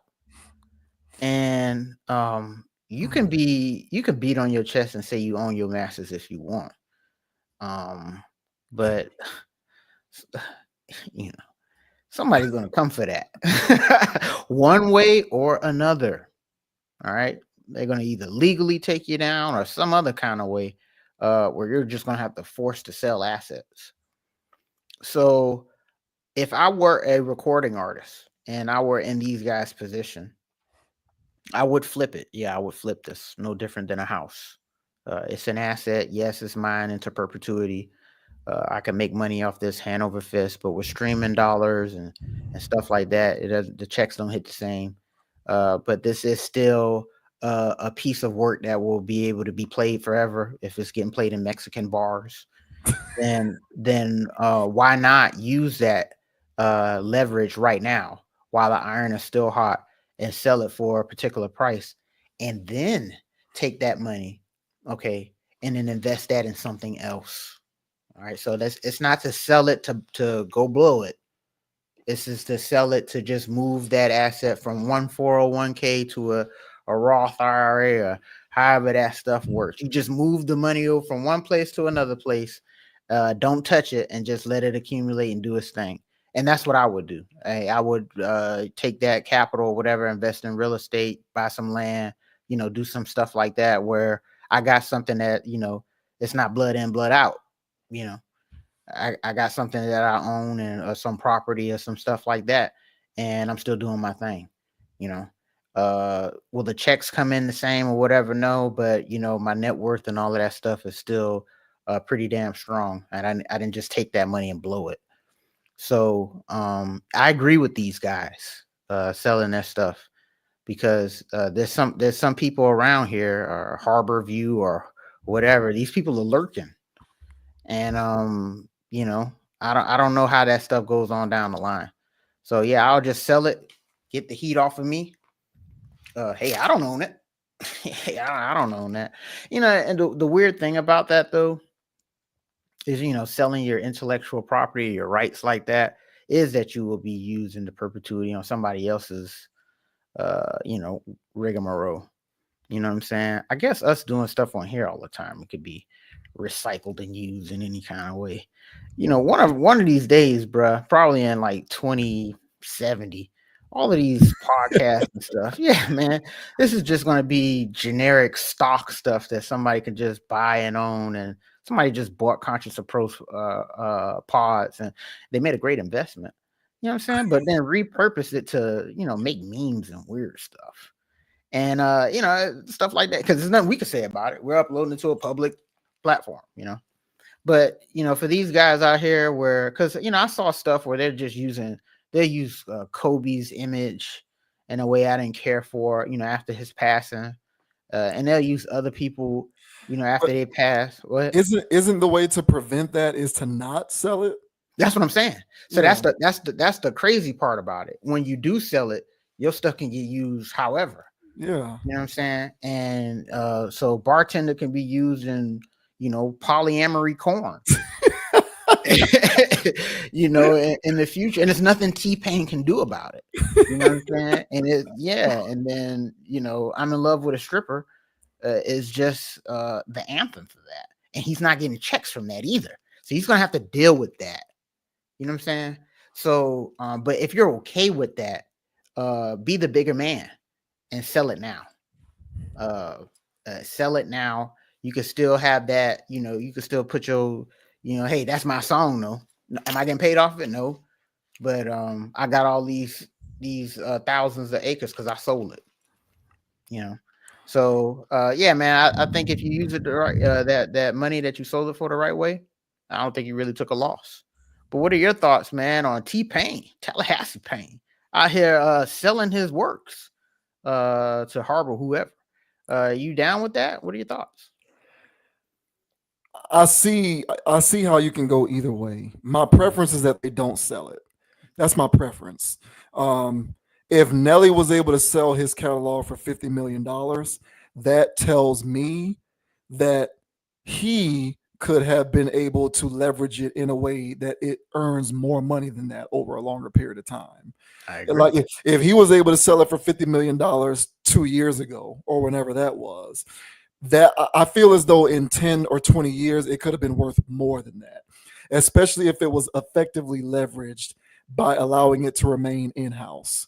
But, a lot of times people want to be able to cash in, and they view the short-term gain as worth it when juxtaposed to the work that you'd have to put in order to see the long-term gain. Does that make sense? Yeah. So it's worth and I'm not saying this is what Nelly or anybody in his position was thinking. I'm just thinking about it logically. A person who's not a venture capitalist, who doesn't know anything about any of that stuff, they're not highfalutin like that. They're probably saying the $50 million now, which, basically for doing nothing, is better than me, banking on myself in the long run and hoping that I leverage it in a way that's effective enough to be able to have it be worth 2 or 3 times more than that 10 or 20 years from now. Mm-hmm. Now, me personally, I prefer the long game. I'm going to bet on myself, and I'm going to bet on me being able to bring in people who know what I don't know, who I can team with, so that I can continue to own and control every aspect and interest of it, so that I can leverage it to the best of my ability. And in 10 to 20 years, it'll be worth triple what I could have sold it for today. Because trust and believe, if the catalog could be sold for $50 million now, it can be worth a lot more than that in the future. 1,000%. Yeah. So my preference is that they don't sell it, because ownership matters to me. I take that very seriously. Mm-hmm. And I really wish that more of these individuals who are in his position saw the long-term game as a more worthwhile prospect. Because what can you do if instead of selling it, now we don't know, he sold it for an undisclosed amount up to this point, But let's say he sold it for 45, 50, 60 million. That music can be worth 120, 180, 200 million in 10 years. Oh yeah. Especially if it's leveraged It's not properly. worth that now. Right. So my whole thing is, why not? Nelly used the word equity. Now, I'm no expert in financial planning or wealth management, but I do believe when you have an equitable stake in something, you can use that equity as collateral for your purchasing power to do a lot of stuff. Mhm. So let's say, for example, you wanted to buy a large parcel of land. Obviously, you're not going to have however millions of dollars it costs to buy all of this land. Mhm. So you put up your equity as collateral in order to make the purchase. Mhm. Essentially, what you're saying is my purchasing power based on this equity that I own Mhm. gives me the ability to be able to do this. Mhm. So my whole thing is, why not leverage that equity to build stuff, to create stuff, to do stuff that can empower others in your community and put it to work? You know, some Jaylen Brown stuff. So I'm not saying T-Pain didn't do the right thing. I'm not trying to count people's pockets. Mhm. I'm merely saying that my preference is for individuals who create things to retain ownership of those things into perpetuity. I feel like you have to force corporations to buy into what you're doing instead of selling it to them and give them an ownership stake. Instead of giving them operational power, force a lot of these corporations to see the value in what you're doing and have them pay you for access to your stuff. That's my preference. So, you know, I'm not hating on his decision to do it because, like you said, if he takes that money and reinvests it, then I can't hate on that. Obviously, I'm not going to sit up here and hate on that. But I would be remiss if I didn't point out my belief that you could have done that at a much higher level if you held on to it and effectively leveraged it by maintaining the majority of the ownership rights. I hear that. So, you know, that's my personal preference. I believe in the power of ownership. And I think one of the ways we talk about a lot of things on this channel about bridging the wealth gap, putting people on the other side of it, because the gap continues to get wider. People out here are broker than ever, and I don't use the word broke as a pejorative to you know, I'm not using it as a pejorative to put people down or to make people feel less than because they're not making a certain amount of money. Yeah, everybody broke. I literally mean that because of the cost of living and the way that certain applications are being utilized by the select few, the gap continues to get wider and people aren't on the other side of it. And I think one of the ways that you can fix that is ownership and ownership rights and ownership stakes. And right now, you know, especially with people in the community, black, brown people, whatever the hell you want to call it, like we're not CEOs of Fortune 500 companies. We're not venture capitalists. We're not running multinational conglomerates, real estate firms. We're not creating tech startups. But what we are doing is creating art. We're making music. We're making actual art. We're playing sports. We're throwing footballs. We're dunking basketballs. And so I think it is paramount for as many of us as possible to hold on to as much of that as possible that you can own outright. Put that equity up and leverage it so that you can be able to build something more into the future. But, you know, I'll also be honest, I've never been somebody who stands to earn $50 million. I've never been in a position where someone is saying, hey, if you sell us this, we'll cut you a $50 million check. $50 million is a ton of money. It's a lot of money. I don't know what I would do I do. if given if faced with the choice of holding on to something that I created or making $50 million.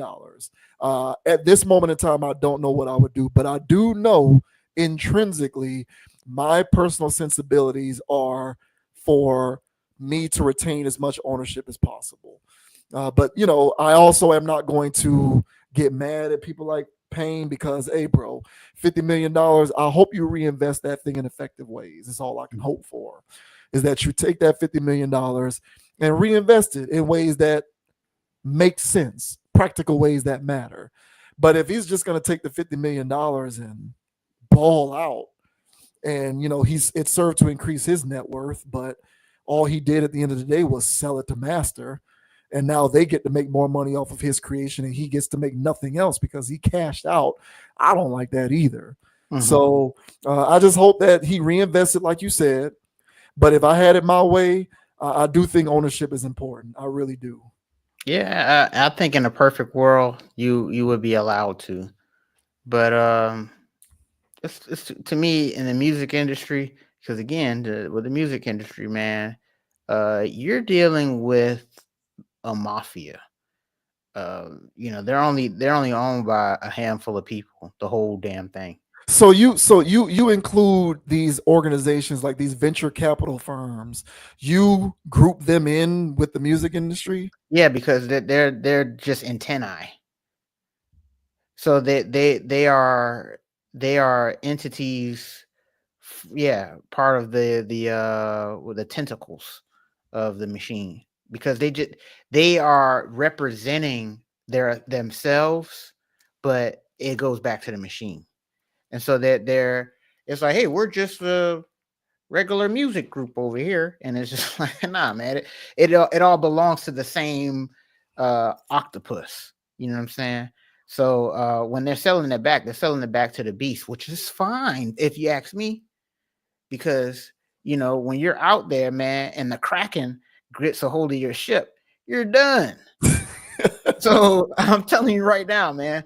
So look, and this is just me, y'all. Okay, this is just me. All right, this is that what my thoughts here do not reflect the thoughts of the conscious approach. All right, but there's too much smoke around masters. All right, it's too much smoke around that. You know what I'm saying? And me, man, if there's a lot of smoke going on, I'm thinking there's a fire. All right. And now T-Pain, Nelly, I don't think anybody's clamoring after these guys for their stuff, but I do think they're being inquired, and when they're being inquired, I think it's worth considering, and side note here, if somebody's offering me some dollars for something that I created, this is my sauce, man. You know what I'm saying? I package and bottle this sauce myself. Oh, I want to buy that recipe. I knew exactly what it took to make that bottle, and so I got more recipes to come. Now it may not be musically with T-Pain, but I think T-Pain, this is a I'm betting on myself kind of thing. And I'll take this. Y'all can have that. You know what I'm saying? Get off my back, and I'll do this over here. So if I was in their position, I wouldn't just sell it. I wouldn't just, hey, what's going on? I would consult, and see how I can make a lateral move somewhere. Will it generate the same kind of money later? No. But it's definitely going to be, let's say it is the 50 million. It's definitely going to be worth more. Whatever I buy next or invest in next, it's definitely going to be more, worth more. And the cool thing about whatever I'm buying and investing over here, the Kraken ain't interested in it. And so I'll just be over here doing my thing over here, and then I ain't got to worry about nobody coming after me, no crazy frivolous lawsuits, no scandals, or nothing like that on my name where I have to lose it all in court, And so there's a lot. It's too much goes on in the music industry, and if you're not one of the good old boys in there, I think you're kind of liable, especially if you got mega hits. So now there's some people that are just owned outright in the music industry. They don't have their masters, so they don't have to worry about this. But there's guys in the game that own their work, and they might want to come off of that. That's just me. That's my thought. So when these guys do this, I hope they're making the right moves with it. If you're using this to pay your bills, have lower life expenses. All right.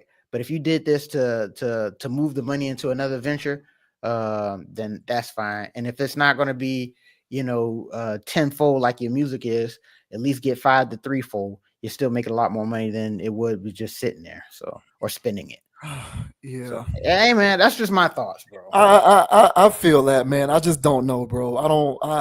I just like I look at somebody like Jerry Seinfeld, who that's different, bro. Why is it different? Hey man, that's different, man. I I don't really see the difference. Like, he gets to make $100 million or whatever it is a year off of the royalties of a show that hasn't been on TV in almost 30 years. And I mean, it's due to the fact that he was strategic in how he sort of, made it in such a way that he can have the controlling rights to the royalties for it, for what it is that he was involved in. Now, is every case Jerry Seinfeld? No, but look at the cast of Friends. What smoke did they have to incur? Like, they get to make several millions of dollars per year off of a show that hasn't been on television since we were seniors in high school. So I don't know, man. I just kind of feel like my preference is to retain ownership. And if I'm going to sell it, I'm going to make sure that into perpetuity, my stake in it never goes away. You're never going to preclude me from earning money off of my creation for the rest of my life. And not only are you not going to preclude me from that, you're also not going to preclude my family from that. My kids and my kids' kids are going to continue to make money off of this until they're no longer here. And then when they're no longer here, their grandchildren, it's going to be the same thing. Man, like that's good, man. that's how you do it. Everybody can tell you how to do it. They never did it. And everybody thinks it's not possible until it's possible. I refuse to believe otherwise. It can happen. I've seen it. So you can't convince me that that's not something that you can do if done the right way. I just kind of feel like selling it in a lot of ways removes you from the hard work of being able to have it mature into something much greater than it is currently. Amen. And my preference is you're not going to tell me or convince me that I can't make this work. You're not. Like, I have way too much faith in myself. It's not going to happen. So whatever. I hear everything that you're saying, shadowy this and weird stuff, industry that, but whatever, blah, blah, blah. My whole thing is, listen, I own this and I created it. Unless you take me out, I'm going to see to it that this gets handled the way I want it to get handled. That's what I'm saying. Because it's mine. All right, but that's what I'm saying. Don't tempt them, bro. That's my thing. I'm not going there with all of that. Yeah. I'm not going there with that. We're talking about musical masters at the end of the day. So I just believe that ownership is the biggest, most important thing in the world. Dave Chappelle stood on business. They thought that they were giving him a gift by paying him $50 million to do the second season of that show. He walked away from it. Comedy Central still owned it. They were making all the money. He left, went away to Africa, came back. They had the show on Netflix, streaming, making all of this money. He got it back. He owns it, and now it's back on Netflix again because he allowed it. And now Netflix pays him, not Comedy Central. So that, to me, is the way to do it, in my opinion. But, you have to have the smarts and the cojones and the resources and the patience to pull it off effectively. And if you don't have any of those things, maybe selling it in the short term is the move for you. So that's why I'm saying I'm not casting aspersions on him. My only wish, or hope rather, is that he leverages whatever he makes in some positive way that it can benefit others, instead of just making whatever he makes off this deal and just riding off into the sunset and buying a couple of yachts and going and living on his own private island and riding off into the sunset. Hey man, hey, we'll see, man. I hope we do live in that kind of world, bro, where you can just do that. I think we would see more examples if we did live in that world. I just don't think so, because I think more people take the quick payday. More people are either not smart enough to put a plan in place to do that, or they see the short-term gain as worth it when you juxtapose it to the amount of work that goes into the long-term gain. I'll send you a list of people who unalived in bathtubs and hotel rooms that were artists that own their masters. I'll send you a list. It's kind of weird. So my thing is if it really was that way, then people would be doing it. you know, but Yeah, I don't know. they're not in that. I'll send you the list. Yeah, And then you tell me. I know. There's a lot. You can always connect dots. I'm just saying I don't buy that, and I think that most people feel like the short term money is more worth it than the long term work.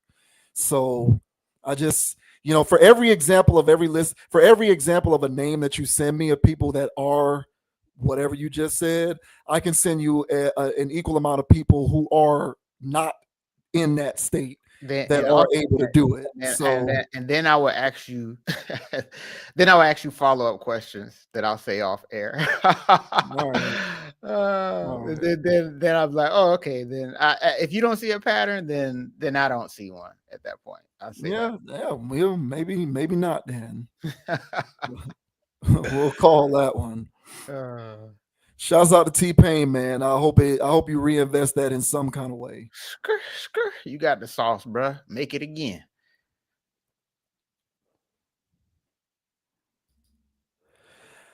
All right, and now this is a weird situation. Ex-NFL wide receiver Steve Smith apparently was smashing another guy's wife. And in a video that has gone viral on the internet, the guy called Steve Smith to confront him about the fact that Steve Smith was smashing his wife. A lot of people have opinions on this, of course. Among them are the members of the Nightcap Show, which includes Shannon Sharp and Chad Ochocinco, who are expressing how they feel about the person, the guy, whose wife was whose wife was being, handled, so to speak, by Steve Smith. And essentially what Shannon Sharp and Chad are saying is the responsibility is between you and the cheater who is your wife, and not Steve Smith, who owes you no loyalty because you're not married to him. That's essentially the sentiment. So this says Shannon Sharp and Chad Johnson offer a complicated take on ex-NFL players' sex scandal. Based on Shannon Sharp and Chad Johnson's logic, do you agree with what they are saying about Steve Smith Sr.'s cheating scandal? Both Shannon Sharp and Chad Ochocinco Johnson have offered their 2 cents on the viral infidelity scandal their fellow former NFL peer Steve Smith Sr. is currently wrapped up in. Smith Sr. is making headlines for all the wrong reasons after being confronted by a furious husband accusing him of sleeping with his wife. The viral video of the tense phone call in which Smith can be heard apologizing after being called out has sparked heated debates across sports media. Now, Sharp and Johnson have added their voices to the conversation via the latest episode of their Nightcap Show podcast, during which they offered a semi-controversial analysis of how the scandal should have been handled. Chad Johnson didn't mince words when addressing the situation, emphasizing that the blame should fall on the wife, not Smith. So I'm going to skip through all of this because we actually have a clip of this. Sharp backed up his co-host, reiterating that Smith wasn't the one who made any vows. So there's one part of this that isn't in the video that I did want to read. So here it is. According to a report from the New York Post, a man named Tony Martinez accused Smith Sr. of having sex with his wife, who he alleges is a member of the Baltimore Ravens marching band. Martinez apparently made the discovery upon finding messages purportedly sent from Smith Sr. to his wife. Smitty, my guy, Sharp said, I've known Smitty for 20 years. He was just at my party at the Super Bowl. He had a great conversation with him. So that's Shannon Sharp saying that he knows the guy. But we'll go ahead and get rid of this. And we will share this piece. All right, so here is Chad and Shannon Sharp saying that in the case of the guy who's being cheated on by his wife, you take that up with the wife because you don't take that up with Steve Smith. Steve. Yes, sir. Yeah, you've been my wife, bro. What you gotta say for yourself? I'm sorry. You're sorry?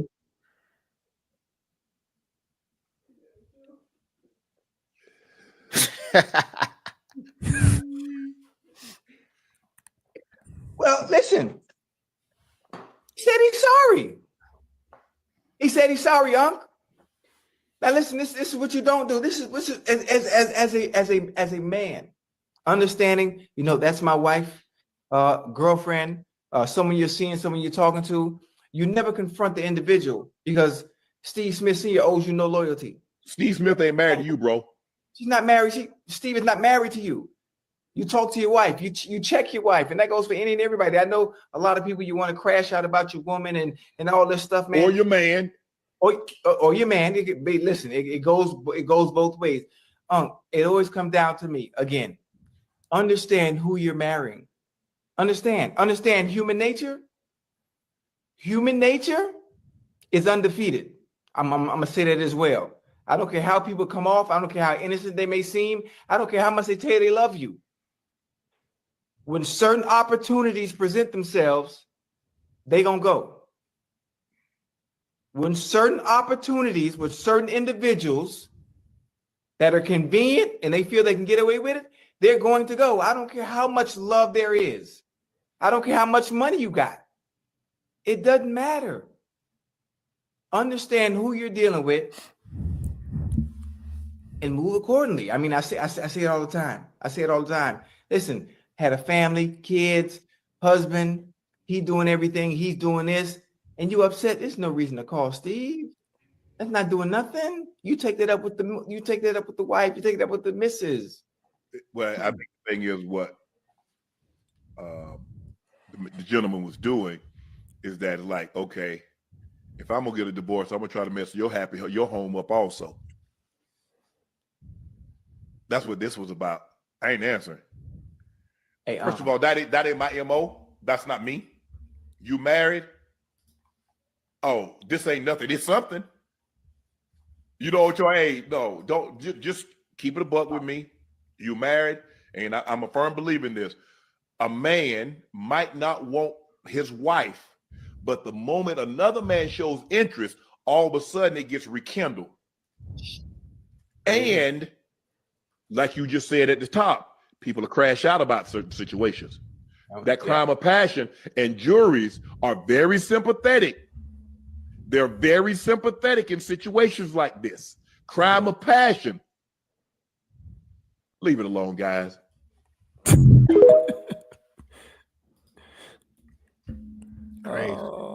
Leave it alone, guys. All right. So, what do you make of this particular situation? Do you agree with what those two guys had to say? I mean, I gotta be honest here, man. I agree with those guys. Shay and Chad Ocho with those neon white veneers. They made great points, and especially with Chad. You gotta know who you're marrying. You gotta know who you're dating. You gotta know who you're dealing with. There was a guy that we played basketball with back at PSN, bro. Old school, man. You remember old school, right? Mm-hmm. I think this was old school that said this. But we was out there hooping. I don't know if you was out there at the time, or if you was off the college. But we was out there playing, man, and it was this like argument or whatever, and somebody made a pass. It was a little too hot for whoever. I think it was Rob. I think you could handle it. Fumbled it out of bounds. And then, you know what I'm saying? He was like, hey, man, you got to know your personnel. And, that stuck with me, man. And from there on out, because it was something that I kind of knew, but from that point, it really was etched in my brain that you got to know who you're dealing with. And this is at work, this is anywhere in life, you got to know who you're dealing with to know how to handle them. And so whatever they do, what they do, because they're going to do that because you know who they are, then you have to, from there, manage how you're going to deal with that situation when the inevitable happens. So if this is basketball or football, let's stick to basketball. If you're playing basketball and the person that you're giving the ball to they got butterfingers. You know, it's like 60% of the time they'll catch it, but if the pass is a little too hot, it might fumble out of bounds. They catch some of them, you know what I'm saying, but they might also lose it. So if it's a situation where the game is tight and you throw a hot pass that this person over here would catch all the time, you know what I'm saying, you can comfortably throw it to that person. But if it's the guy that got the butterfingers and you give it to him, he's been catching it all game, but the game's hot, and now he misses it. That's your fault. That's not his fault. He's got butterfingers, and you knew that. So you have to know your personnel before you give up the ball, period. So if you're in a situation with a woman that, you know, you're married to this woman or in a relationship with this woman, and she's got 304 tendencies, you knew how you met her, you knew what she did, you know what I'm saying? You knew how things go. She told you some personal stories in her past, but she's changed now. You know, all of that stuff. This is who this person is. And at any given point, this person can show themselves to you. So I find it very hard to believe that this Tony Martinez didn't know that his wife has some 304 tendencies. All right. So I say that to say this: in a situation, he needs to know his personnel, much like what Chad was saying. You have to know who you're marrying. And if you didn't know who you're marrying, you didn't vet well. So if you did your vetting, you said, I know this person, you know, this is within their wheelhouse. Are you okay with that? Yes or no? Check the yes, I acknowledge box. If you check the acknowledge box, when it inevitably happens, you have to be able to take that. And if you're okay with that, then, you know, not okay with it, but if you can handle it and tolerate it, then whatever. If you're not trying to, you know, but if you couldn't take it, then you're sitting there recording stuff live, going crazy on Twitter. You know what I'm saying? You're talking about you got receipts and stuff like that, calling the man that did it. You know, you doing all that stuff because you couldn't handle it. So for me, this Tony Martinez guy, he's the loser in a lot of ways in this situation. Steve Smith, you know, he's got to take this up with his wife and his family. I didn't know he had such a big family. He's got a lot of kids with the same woman. They've been together for a long time. I don't know if she knows how he gets down. I don't know if she knows he got a little Neo in him. You know, that's definitely going to be some reconciliation going on over there. So, but if you saw those text messages, bro, Steve was definitely about that life. I don't think that this woman is the only one. The way he was talking, it seems like bro get down. Whenever he leave the house, he get down. And so Steve's gonna have to deal with that at his house. But this woman here, the alleged woman here that Steve was getting down with, it's not that I don't want to blame her, but I can't blame a squirrel for being a squirrel. And when they're doing squirrely things, what am I supposed to do? Get upset? I can't domesticate the squirrel, you know. So she did what they do, you know, 304s.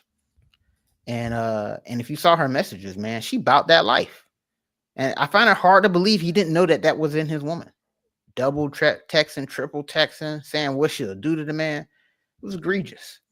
So all in all, man, I feel like this Tony Martinez guy, you know, even though he tried to, step to Steve Smith and try to expose him, all this stuff, he's looking like and sounding like the true cuck here. But what are your thoughts, man, on this whole situation with Steve Smith sending these wild text messages to this lady, Steve Smith's situation himself with his family, what Chad Ocho and them had to say? What are your thoughts, bro? Yeah, I largely agree with most of that. I think this guy is probably going to take this chick back. So, you know, if he was really holding her responsible for the infidelity, then he would probably, let me rephrase that. I don't believe he's holding her ultimately responsible because he's choosing to take things up with Smith. And because I don't believe he is holding her ultimately responsible, I'm also inclined to believe that he wants to stay with her. Because if he held her ultimately responsible, and if he truly felt violated by her, then I feel like the relationship would proceed to dissolve. I don't think he's holding her ultimately responsible. I think he holds Steve Smith responsible, which tells me he wants to stay with her and he'll probably take her back, despite the fact that she's the one who's in the wrong. And in saying that, I agree with Chad and Shannon in that he's the one who looks like the biggest loser in this situation because Steve Smith owed you no loyalty. He didn't marry you. She did. And I'm also inclined to agree with you that she exhibited characteristics which suggested she would do something like this long before this happened, and you stayed around hoping that your eyes were deceiving you. Exactly. And of course, your eyes don't deceive you because people are going to do what they do, as Chad said. So you have two options, Mr. Martinez: stay with her or leave her. And I believe that he is going to stay with her because I don't think he's holding her responsible. Hard to leave something when you don't blame them for something. And I don't think he blames her. I think he blames Steve Smith. Which is crazy. Yeah. But that's new human behavior nowadays. You marry a trick, and when the trick tricks, you go and get mad at the person she tricked with instead of getting mad at the trick. That's what we got going on. A lot of people are in these weird, superficial, hollow relationships that are not built on anything foundationally sound. And when Shart hits the fan, they don't look at what's ultimately responsible because they want to stay in that. I'm going to tell you this, bro. I don't know this dude, but just kind of reading the tea leaves, I would imagine whoever this guy is, this is probably the best looking chick he's ever been with. Yeah. She's probably his peak. He probably feels as though he can't do better than her. When you feel like you can't do better than her, you are willing to devalue your own morals and ethics to stay in something because you don't want to go down. And he's probably looking at the landscape of the situation saying, if I'm not with her anymore, there's a chance I'm going to be with somebody that I view as a downgrade. So he probably looks at himself with not enough self-worth, not enough self-esteem. He probably internalizes his own self-worth as being a loser who can't do better than her. Because if you felt like you could do better than her, why would you blame someone else for something she's responsible for? You're doing that because you're trying to rationalize reasons to stay in it. So you'll grab at whatever straw you can because you actually want to still be with her. First of all, my vetting process, I'm never going to get with a chick. That's what I'm saying. I'm never going to marry somebody who's for the streets. It's ridiculous. Right. So very much like, what's his face? Tyrese, I hold him responsible for the situation he finds himself in with that whole custody dispute that he got going on with his ex-wife. That's your fault, bro. You didn't vet that situation properly enough to know, probably against my best advisement, to marry her. So that's on you. The man is the gatekeeper for marriage, not the woman.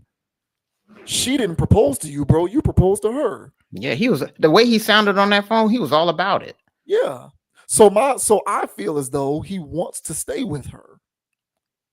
And because he's not holding, and the reason why I feel as though he wants to stay with her is because I don't get the impression that he's holding her responsible. What are you hitting up Smith for? You know, that's like you said, that's for him and his woman to sort out and his family.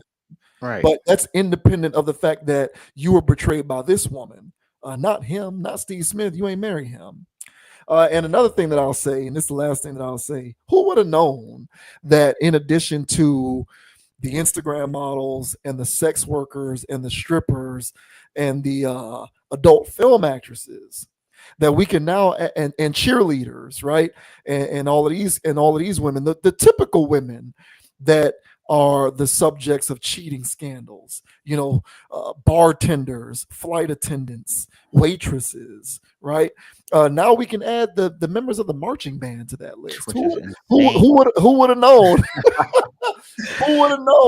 Who would have known that now these high profile guys are even smashing the women who are members of the marching band? Who would have thunk it? But then again, these days, why should I be surprised about anything?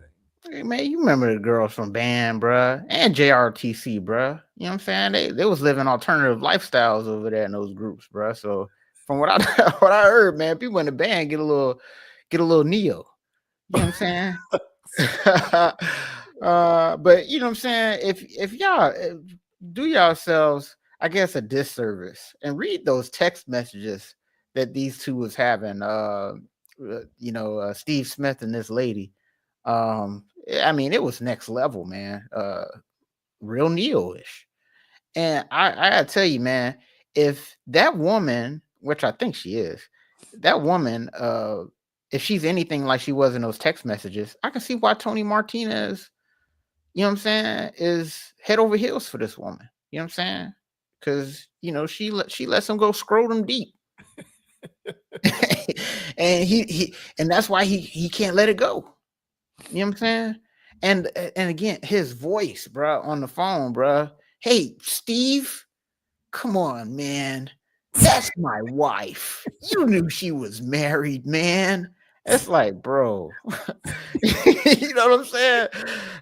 That's what I'm saying, bro. He just sounded, you know what I'm saying, real pedestrian. So, it sounds like that's the best he can get. She knocked his socks off with the squirt game, and he couldn't he lost his mind. He lost his mind. Exactly. He lost his mind. She probably is the best looking chick he's ever been with. He probably enjoys sex with her better than any of, it's probably all of that. And so he just can't fathom a reality where he gives that up, bro. Even if she's running roughshod on him. Come on, bro. When they active like that, bro, I'm telling you right now, man. When they active like that, they can't not share that.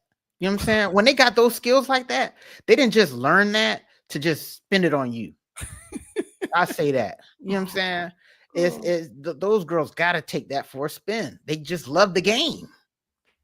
And so yeah, bro, that's what I'm saying. You got to know your personnel. You should have found that out in the vetting process. So yeah, man. He's looking like the whatever that he is, but something tells me we're not hitting the end of this. We're not going to hit the end of this. I think this Tony Martinez guy is really going to play this up. I think he wanted to go viral. I think he wants this. He's going to appear on somebody's podcast. He's going to do stuff. He's going to try to make a lifestyle out of this, I think, low key. You know what I'm saying? Get a little 10 seconds of fame. Because right now he's going super viral. Well, hopefully he can parlay it into getting some more confidence in himself. Hopefully. Because there's no point in any of that if he's just going to go right back to her. So, hey, listen, bro. As for any other guys out there, you think you've hit your apex, right? You think that you've peaked. I can't get a girl better than this. So you're willing to let certain things slide that you otherwise are uncomfortable with because you don't want to let her go. You don't want to let go of her looks, her body, her box. You just need to hold on to it because it's the best she ever had. Being a true and utter slave to vagina. Look, man, whether you realize it or not, there's way more of it out there than you know. And it's far more easier to attain that than you think. Just because this is the first time that you've had it doesn't mean you can't get it again. So just remember that whenever one of these tricks, runs up on you and tries to run over you, let it go because there's way more out there where that came from. 1,000, man. And you know what I'm saying? Charge it to the game, bro.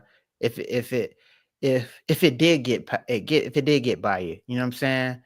You're an A1 goalie, bro. You don't let nothing get past you. But if something got past you, bro, charge it to the game, bro. Don't be out here on the phone, on Twitter, calling people, bro. Like, you know what I'm saying? Charge it to the game, take it on the chin, bro, and regroup and regenerate. But don't take the Tony Martinez route, bro. Yeah, I mean, like I've said before, man, I love women and sex just as much as the next guy. But there's a difference between appreciating it and being a slave to it. And sex has really weakened men's position in society. Oh, we agree. It really has. And I know that to a certain extent, historically, men have always been slaves to vagina, but it's far more pronounced now than it ever has been. And I really do feel like sex has weakened men's position in society. 100%. And I can only hope that it hasn't gone. I can only hope that it hasn't jumped the shark, that it hasn't ascended to levels that are so far beyond the pale that there's no turning back. Because right now, bro, these guys are out here dying about vagina. They're over here. They're dying over women. They're fighting over women. They're just weakening themselves in their position in the world over women and women who don't deserve it. So, and of course, this is speculation, but I've heard this. I've seen this kind of stuff before. This guy, if this guy is butthurt and he is blaming Steve Smith, I believe because he wants to still be with her. So easier to blame someone who's not responsible when you want to stay with the person who is responsible. Yeah, and if you and again, if you got enough player in you, man, you know what I'm saying, you charge it to the game, bro. You know what I'm saying? And and Steve Smith, whether he's married or not, he's part of the game. And this woman that you married and thought that was just only for you, apparently she's part of the game. You know what I'm saying? It is what it is, man. Wipe your hands clean of that and move on, bro. But you cannot sit around here and be getting mad at stuff like that. So like Shannon said, man, yeah, people really crash out about this. And so you don't know who you're running up on. So if you see some crazy stuff up in somebody's phone, bro, nobody's telling you to go accost anybody. Just stay your ass at home, bro. Don't call, don't text, don't do none of that stuff. Leave that for the females, man. Yeah, unbelievable. It's something else, man. You know, when you feel like you done had the best you ever had, and she the best looking, and man, we let so much stuff slide. We let way too much slide that we shouldn't slide. So I got a lot of lashes for this guy. I think he looks like an idiot. Unbelievable. And as far as I'm concerned, Steve Smith just went Steve Smith. Exactly. I think his old lady knows. Yeah, it's whatever with him. But this guy calling him up like that, Steve Smith probably answered the phone because he doesn't even care. Yeah. You know, he just answered. He talked to the guy like, whatever, sorry, bro, because he don't give a damn. So I don't know. Yeah, and if I was Steve Smith talking to my old lady, I'd be like, no, I didn't say I was sorry. I was like, I'm sorry. Like, what are you talking about? What? I didn't even hear it. That's why I hung up. It was like muffled or some shit. Yeah. What are you gonna do, man? It's tough out there. Hey, man, shout out to somebody on that topic, bro. I don't got nobody. Yeah, I was just gonna end it, man. Yeah, I was gonna end it because I got nobody to shout out there. I don't. Hey, shout out to the viewers, man. They should leave some like and some comments on this video. Skirt.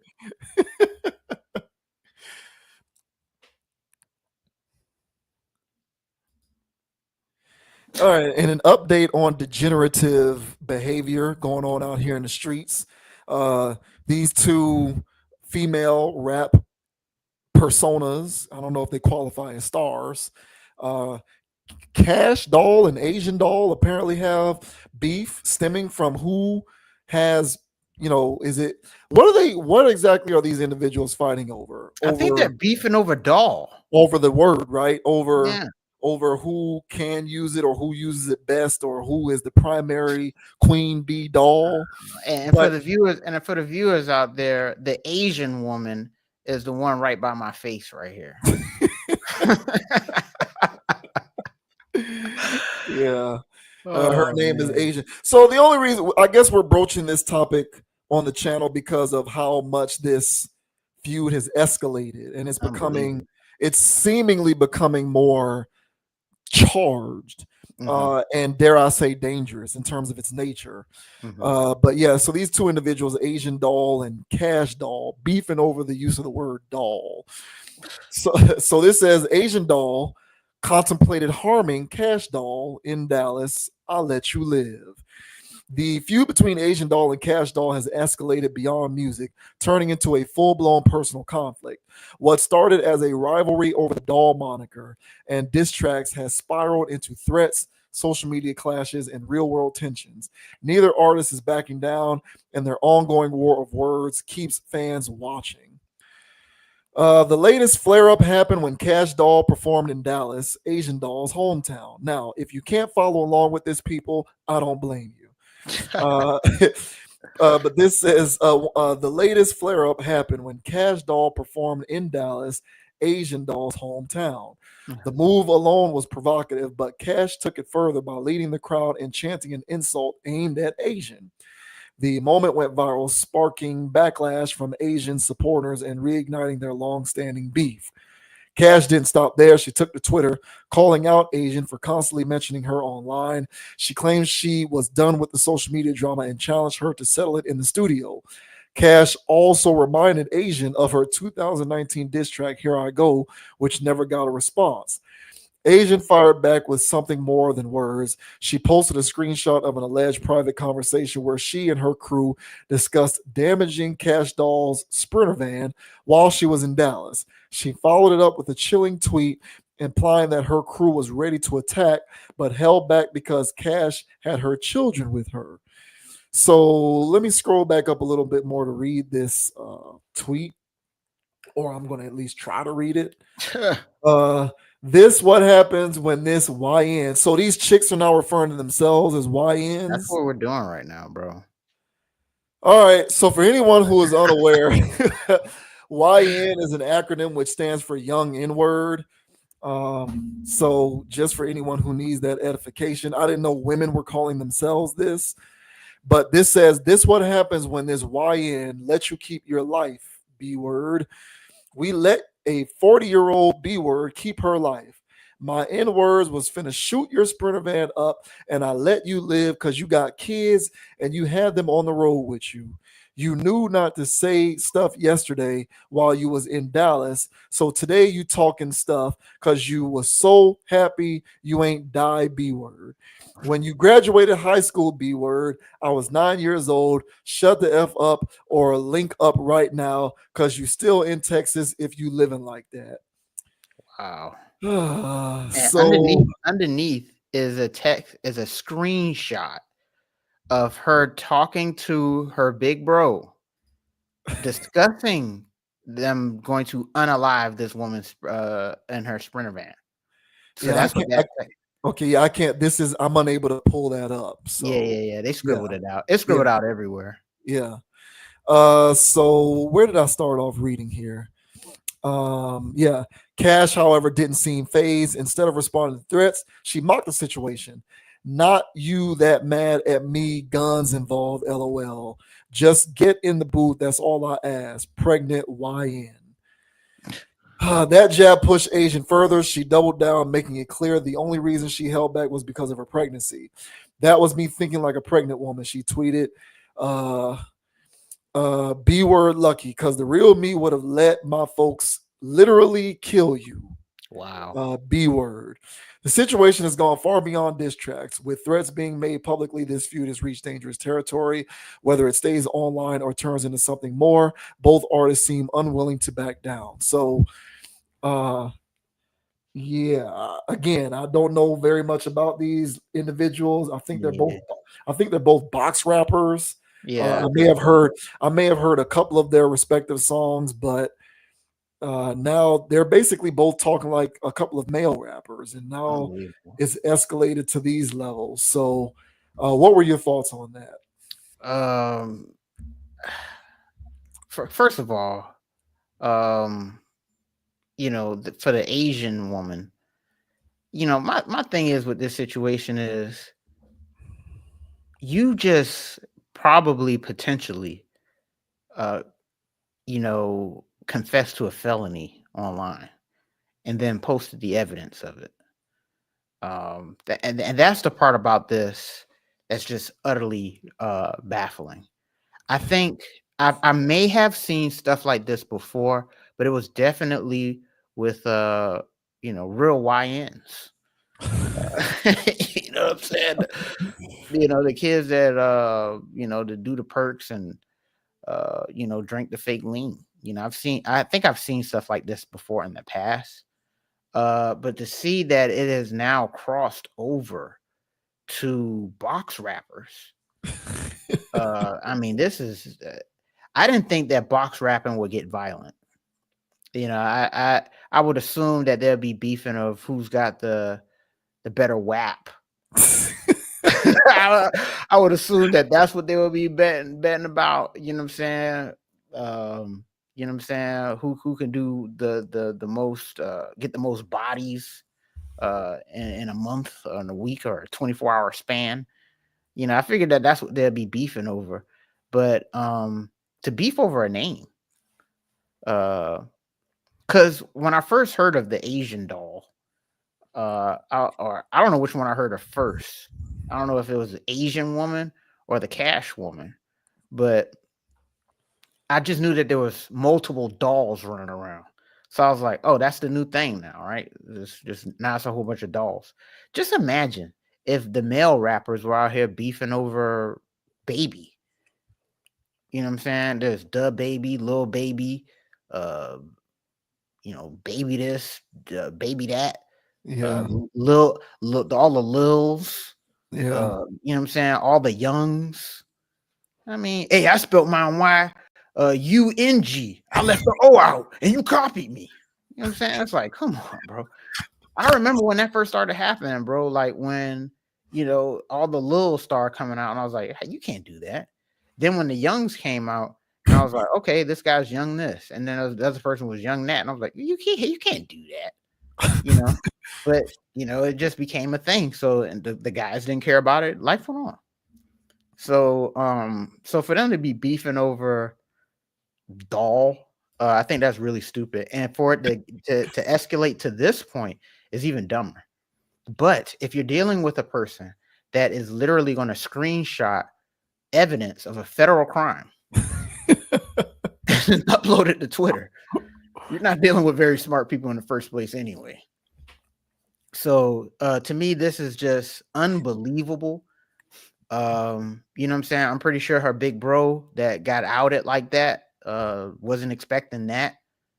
You know, and if they were really conspiring to do something, then you know, chickens come home to roost. But you know, if the this is my thing. The way that the police be dealing with Ricos and all that stuff now, they ain't even got to rope them off tomorrow. Now they know that they got people that's around her in her little circle that get active or potentially could get active. So she just, you know, made her whole situation hot over there. So to me, this whole situation is wild. I can't believe we've gotten this far. Hopefully, this becomes the spectacle that it is for us, that people can just look at this point at this and see how absurd it is and not buy into this stuff. But most of the conversations that I've seen floating around this stuff is people calling it out for how ridiculous it is. The Cash lady seems to be handling it well. You know what I'm saying? Hey, man, just get in the booth, bro. What is all of this? We talking gun talk now over a name? Get over it.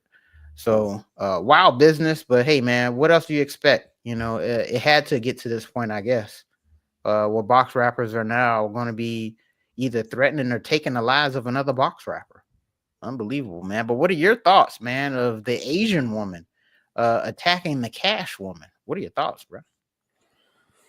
I know who's loving every second of this. The music industry. Oh yeah. The music industry that, to Meek Mill's own admission, profits off of ignorant music.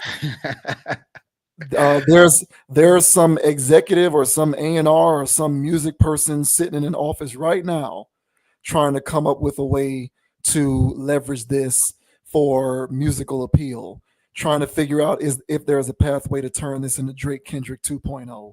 Yeah, right. Because that's what this genre has degenerated or devolved into, is just fads and trends that highlight the most unflattering aspects of our nature and our community. So the music industry is having quite a laugh. They are going to enjoy this, and I can guarantee you that they are trying to figure out ways to turn this into something that makes some kind of money in some kind of way. Now, I don't know who these ladies are signed to, but trust and believe there's something being figured out in terms of how to be able to turn this into a lucrative money-making beef. because that's just what this stuff is now. It's just trends and ridiculousness. And to the Asian doll person, I don't wish this on her, obviously, but if she finds herself in a precarious situation, these words can be used as evidence against her. Exactly. And when that happens, I don't want any of these hip hop apologists or fanboys to come out of the woodwork defending this, talking about how, you know, she ain't really telling. What is she gonna do? What are they gonna do? They're gonna pull a Fat Joe and say she was just lying? Oh, don't no, y'all took this stuff seriously. She was just doing this on social media to kind of amp up the beef, but she ain't really about that. It's not really real. She was just lying. But You're gonna pull Elliot Wilson. Yeah, you're gonna pull a fat. you're gonna pull a Fat Joe and say that she was lying, and 95% of all of that none of that was really gonna happen. All the way around, this stuff stinks. But this is evidence as to why I have become increasingly uncomfortable with the notion that this music is synonymous with our culture, because when you suggest that, you're also suggesting that this kind of behavior is also synonymous with your culture, and I simply can't get down with that. And you know, again, I don't hope or want to see this escalate to where people are actually getting in trouble, actually getting arrested, actually getting indicted. I don't want to see anything like that. But if it gets to that point, those are words that incited violence. And she put it on the internet. And it doesn't matter whether she deletes it. It can be screenshotted. Those are housed on servers. You can get subpoenaed for that stuff. It can be used as evidence against you. Exactly. And when it gets used as evidence against you, don't the word complain is strong. I don't want to hear anybody talking about she's being victimized, or they're coming at her, or they're coming down too hard on her, or they're coming for her unfairly, or the system is out to get her. Who is she? She's no martyr. She's a barely known rapper. I don't even know her outside of what does she even do? What songs has she done? What albums has she released? These ladies are nobodies as far as I'm concerned. They're nobodies. So who are they being crucified on behalf of? Like, what are they being victimized by? What system is using them as an example to make victims out of them? None. This is just ill-advised, not smart behavior is what this is. Sometimes it's as simple as that. We don't have to go galaxy brain trying to explain this. Maybe sometimes the explanation is as simple as don't purposefully incite violence on the internet, especially if you're really out here doing suspect stuff that can get you bammed up. Exactly. And if you around here just talking, if you just around here talking, now you run really serious about you just trying to sound tough on the internet, but your people still get active some kind of way. Nah, you just blew the whole spot. Yeah, and not only did you blow the whole spot, you cannot then turn around and say, "Look at how they doing me wrong, y'all." So free you know, this stuff is kind of silly. But for me, the main takeaway is this is not my culture. To me, that's the bottom line. That was the first thing that I thought of when I read this story. This is not my culture. No, it's not. This might be hip hop or rap or whatever you want to call it, but it's not my culture. I rebuke the notion that it is, but there are many forces at work that are leveraging situations like this to disseminate the messaging, the mind control that this is culture. And that's what I think is the most dangerous aspect of all of this. Beyond that, good luck to these individuals, but you get everything that comes to you because this is stupid behavior. Yeah, 1,000, man. And I never thought I'd say this, but box rappers, please just stick to rapping about your box. Don't get into crime and drug and gunplay, man. Like, just leave that to the YNs. And don't be out here calling yourself YN. That's what got me. Like, I read this and I was like, I'm confused. Is there another dude that's involved that I didn't know about? But no, they were talking about each other. Hey, man, and she was calling herself a YN. Bro, lines are getting blurred, bro. I don't know what's real anymore. As we are about to discuss. as we are about to discuss in the next video, yeah, Unbelievable. lines are definitely getting blurred. But yeah, I don't know, man. This stuff to me is just real goofy, and Yeah, these people really believe this stuff. She's like you said, the cash woman is whatever, but Mhm. this Asian doll chick, she sounds like a brainwashed individual. if 100. She sounds brainwashed. She walks around living her real life like a rapper. Yeah, exactly. You know, No, that's what these new people do, bro. yeah. Yeah. And it's and I'll, you know, stay safe and good luck. You know, I don't even know what to say, bro. Honestly, Yeah, this Like, is another. this stuff to me has jumped the shark so much that I just don't even know where we are This is anymore. another one where we can't shout out anybody or wish them luck, man. First of all, I don't want nobody to get unalive. Let's just say that, which is crazy that we even got to go there. But I don't know, man. We'll see. I don't think I'll listen to Asian hip hop.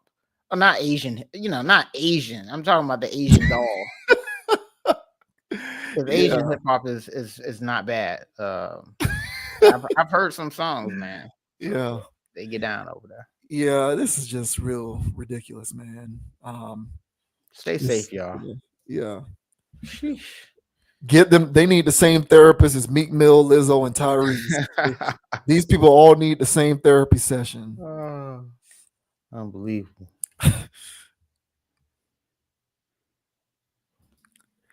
And to close things out, we are going to discuss Chad Ochocinco and incendiary remarks made towards him by Cameron.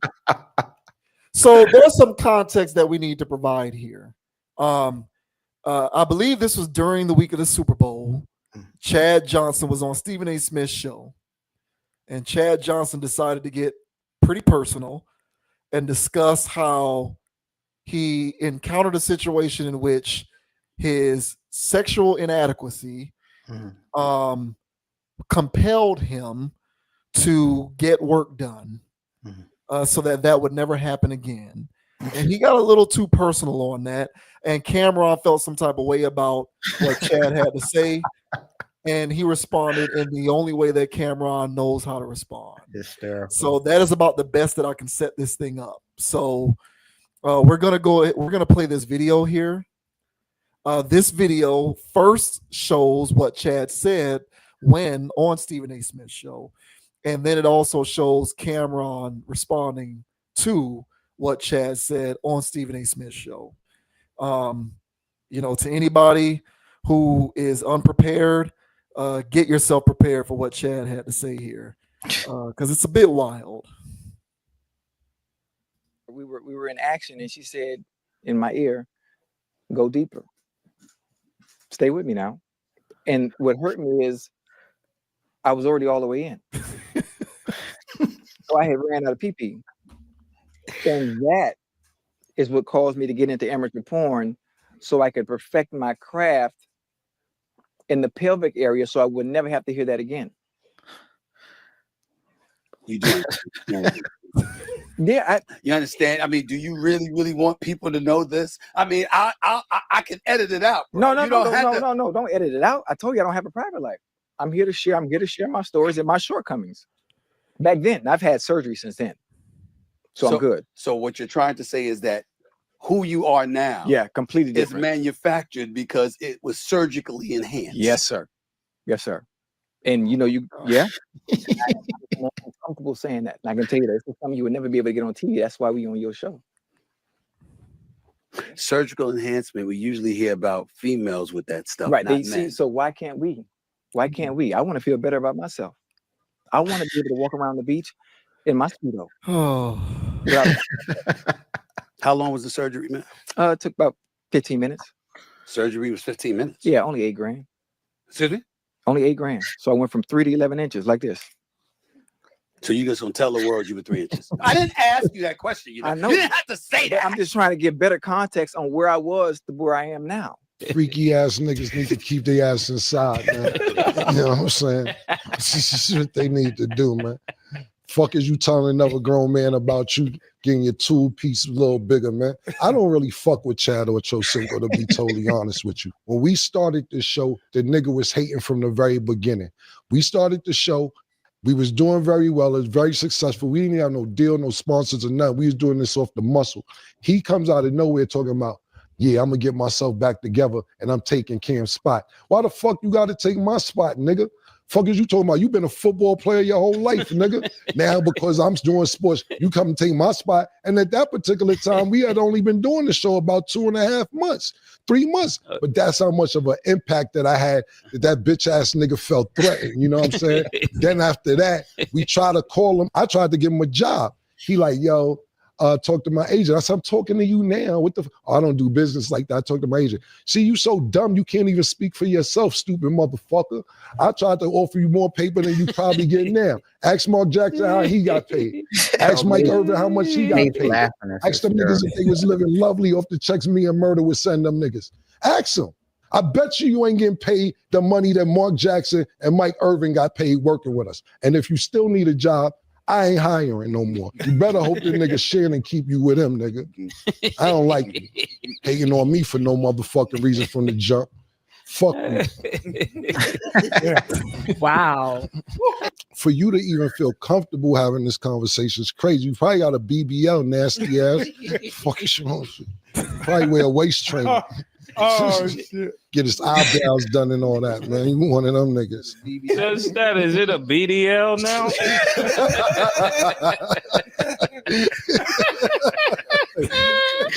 Oh shit! Oh, forgive me! Forgive me! Oh man! Oh my god! So Mace always, whenever Cam's going off and Mace be in the back laughing like that, bro, that stuff is contagious, man. He's got the perfect troll laugh, bro. Hey man, look, man. And you know, we had just a couple topics ago, man. We had a topic where, you know, Chad Ocho was making a lot of sense. And then, you know, then we get this. And honestly, while he was sitting there talking, bro, I was like, this is CTE, bro. this is CTE, man. For him to even feel like that the world needs to know this. It's a good bit. Trust me, bro. I mean, every time I see it, I laugh. It's a good bit. It's very comedic. But you don't want that on your jacket, bro. You know what I'm saying? You don't want that on your jacket. You don't want people going around saying this about you now. And I troll him a lot about eating McDonald's. This is CTE and McDonald's. You know, this is if you eat McDonald's every day, you would think that this is something that you should do. You know what I'm saying? And I ain't trying to bag on Chad, bro. He from the crib. But you can't do that. You can't sit up there and share that story. I feel like Stephen A handled that as well as he could. He offered to delete it, and the CTE doubled down and said, "No, man," I said, "My life isn't private. Don't live like that." He literally said, "I do not have a private life. Don't do that, bro." And if that's where you're at, bro, you're in a dangerous zone, bro. Because I don't know if there's any biblical quotes that mention privacy, but there should be something in there that having something that you keep private, man, to yourself, there's strength in that. Oversharing information and stuff like that, you can find yourself in very precarious situations. And this one right here, man, where Cam just took this as an opportunity to flame him, just for some backlog beef. This had nothing to do with him sharing that story, but this was just him. This was Cameron seeing something that, you know, just triggered him in a way that, you know, of course, somebody that would act like that towards us would say something like this, you know. So, yeah, Chad, you know, I back Chad up a lot, man. I think we had a few topics in here, man, where we talk about Chad. You know, Chad's just, you know, in the mix, and you know, I big him up, man, and you know, I be protecting him, man. I can't. I gotta let him fall on the sword on this one, bro. I can't sit here and justify this. you know, outside of a good laugh, this would be great for a comedy bit. This would be great for a TV show, but this is not something that you want to be walking around having as your rep. Him saying he want to run around in a Speedo and not be embarrassed. You can't say that. But hey, man, this is the world we're living in, man, where guys are doing that now to themselves. Oh, last thing I'll say. And when he said that it only took 15 minutes and cost 8 racks, you saw Stephen A. Smith go, oh, not really now. 15 minutes, 8K. It's like, yeah, man. So you know, this is wild biz, man. But what are your thoughts, bro, on Chad, man? Just out here looking crazy, oversharing. And for the giggles, man, Cameron's response, bro. What are your thoughts, bro? Yeah, I'm very embarrassed for Chad. I don't like any of this. I don't. Chad is an agent of new human behavior. I'm sorry, but I have to believe that now. He is an agent. He is one of these proponents of social anarchy. Oh no, don't put him in that boat, I believe. man. I now believe. Bro. I don't care.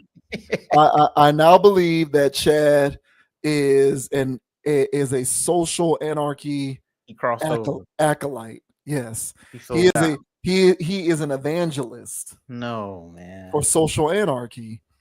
You know, I don't like the forced assertion that men and women are the same. I've always disagreed with that. I've never agreed with that. I've never thought that made sense. I've always contended that reasonable boundaries with respect to the differences between men and women and the differences between genders, there's nothing wrong with it. It was never broken. So why are we trying to fix something that isn't broken? Of course, extremism is problematic, but I'm talking about reasonable stuff like men do this and women do this and it works and everyone's okay with it. So what's the big deal? I never thought that there was a problem with that, but one of the tenets of social anarchy is blurring of the lines, gender neutrality, I like to call it. The notion that men and women are the same. And we're not. We're the same species of animal, but we're different species of human. We're fundamentally different. We're not the same. And the greatest trick that the devil ever pulled was convincing the world that men and women are the same. We're not the same. We're different. But in this world that we are trying to create, in which there really is no designation between what constitutes man and man-like behavior and what constitutes woman and woman-like behavior, we want it all to be the same. And when it is all the same, yeah, guys are out here getting surgical enhancements, getting this enlarged, getting this shrunken, getting this lipoed, getting BBLs or BDLs, as Mace put it.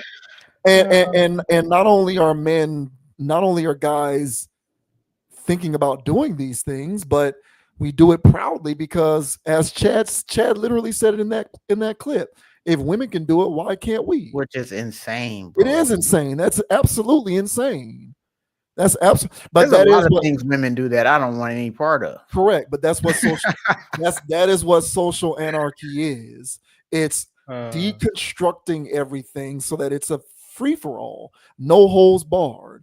We all do the same thing because we are all the same. Yeah, no. So look, man, in the near future, don't be shocked if you do see guys running around out here with butt implants.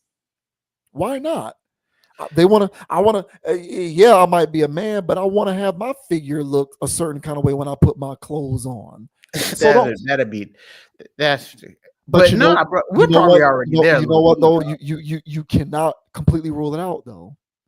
You think it's insane. I know you think it's insane, but you also can't 100% say that we won't see that. You can't.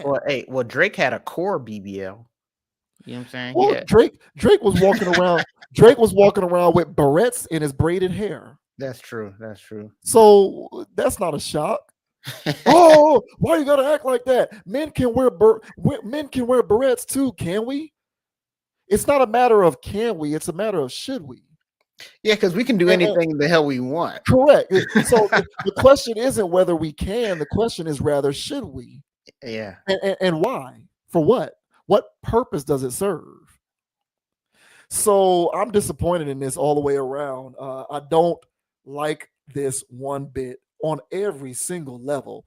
I don't like it when he said, "I have no private life." Which is crazy. I'm disgusted by that comment. I'm disgusted by him saying, "If women can do it, why can't we?" I'm disgusted by him saying, "I got a surgical procedure to make it bigger." I'm disgusted by all of this.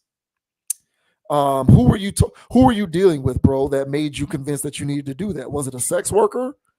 Was it a woman of the streets who had you convinced that that's what you needed to do? Because that's your problem right there, bro. That's your problem. You're allowing street women to inform you on what you should do with your own personal person. I can't go for this, man. Hey, man. 1,000 lashes for Chad. 1,000. And I now have to conclude, and I have no choice but to conclude this, but I now have to conclude that Chad is an agent of social anarchy. He is. He envisions a world where men are getting butt surgeries just like women. He envisions a world where if a woman can do this, well, why can't I? Instead of asking the core question, should I? I gotta be honest with you, man. I didn't look at it that way, but now that you met, because I thought that was just Chad just goofing off. But he came in with that bit preloaded. This was a premeditated storyline. He was going to get this off. He really did that though. I know, but I believe he went and did that. He went and did get that procedure. Yeah. I mean, he does nightcap all the time. I've seen plenty of things. I've heard other interviews. He never mentioned it. Not to say that he's making this up. I think this came in preloaded as, I'm going to throw this out there, which adds to your credence of you saying that, hey man, he's officially become an agent of the chaos. Because he didn't do this before. He was just regular antics and shenanigans. The lovable Chad. I think he dipped his toe in at certain points to see what can happen. Because he was doing he did a couple of suspect things before, like the whole sex tape situation that was suspect. Yeah. And so he was a part of that. So that's why I'm saying we've gotten to this point where now, because it's all just let it fly, he's now become a full-blown agent. This is unbelievable. So, hey man, I don't know what to say. I really don't, man. When I first saw the clip, bro, I couldn't stop laughing, man, about how ridiculous, how ridiculous that is, bro. And yeah, for the rhetoric to go out there for men to think this is okay. That hey, yeah, man, if women could, if women are insecure about their bodies, why not mutilate myself like them? You can call it enhancements if you want. I call it self-mutilization. So, hey man, hopefully most of us got a good laugh out of this. Hopefully, all of us, look at this with a scowl like us here, and then Cam and Mace did. But this ain't it. But again, bro, when you out here getting veneers, when you're out here getting other things, and I'm not, no shade, no knock, you know what I'm saying? But when these celebrities are running out here getting all this work done, what's stopping them from getting a new enhancement? You know what I'm saying? This got enhanced, that got enhanced, kind of like I was talking about with the Glorilla thing last week, man. It's kind of like, big deal. They go in 15 minutes, they come out a new person. So I think once these people get into this bracket, man, get around these people, this stuff just becomes normalized for them. And then they try to spew that rhetoric to the rest of us. So yeah, man, can't believe this, bro, but 1,000 lashes for Chad Ochocinco. Never thought I'd say that, man, but I gotta issue him out for this one, bro. You were out of bounds for this one, bro. Yeah, it was funny, but I also believe him. No, so it's both can be true at the same time. I got the chuckle, but he also did it.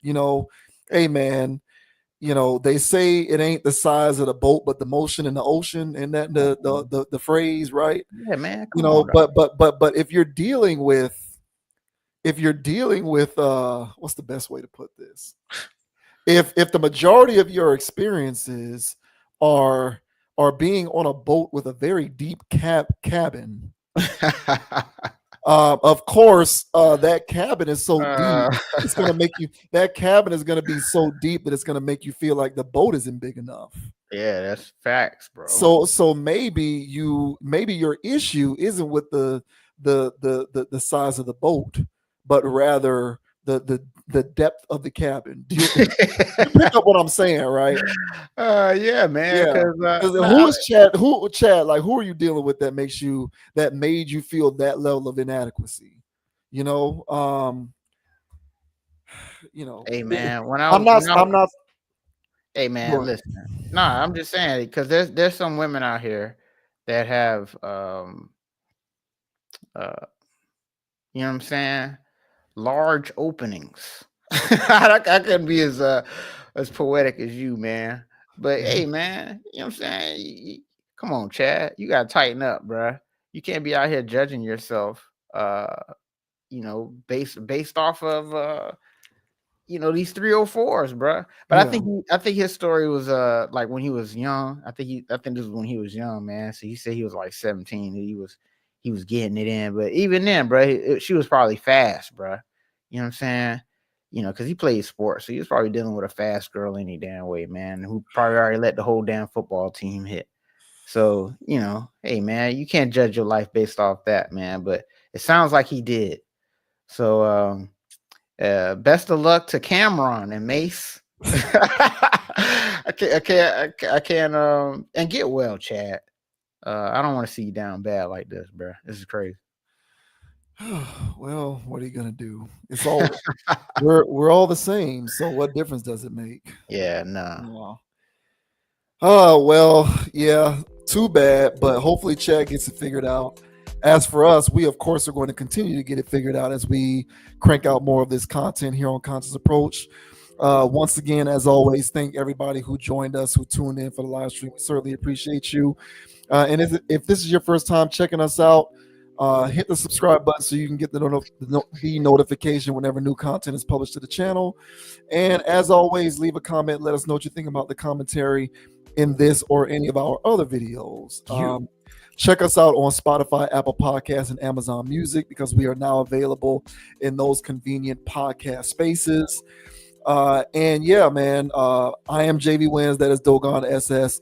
Check out Conscious Approach on Instagram at Con Approach. CONAPPROACH, man. We appreciate the love and support as we continue to crank this stuff out. And until next time, as I always like to say, don't be a group thinker. Have a mind of your own. Think for yourself. And until next time, we'll catch you on the flip side. I'm not feeling as optimistic because, some of these stories that we did this week were kind of negative. So I don't know. I need to take a little bit of happy serum to get myself more upbeat because right now I'm feeling this disappointment feeling. No. And I gotta cleanse myself of that, because these dudes crying and Chad and man, it's just too much, man. But listen, sometimes, bro, you know what I'm saying? We gotta take this coal, bro, and press it up, man, and make diamonds out of these situations. Because one thing about it, man, these people are out of their minds. You know what I'm saying? People crying, people getting body mutilation, people self-snitching. This is a wild world we living in, bro. But somebody has to consciously approach it. And that's what we did, bro. We out here balancing things out, man. Because I'm telling you right now, if we didn't cover this sludge, it would have been proliferating the internet unabated. Yeah. So we had to come over here, put our alchemy on it, and balance it out, man. The only way that we could, bro. So yeah, man, we did our thing, bro, and as we always do. And the name is Dogon SS, by the way.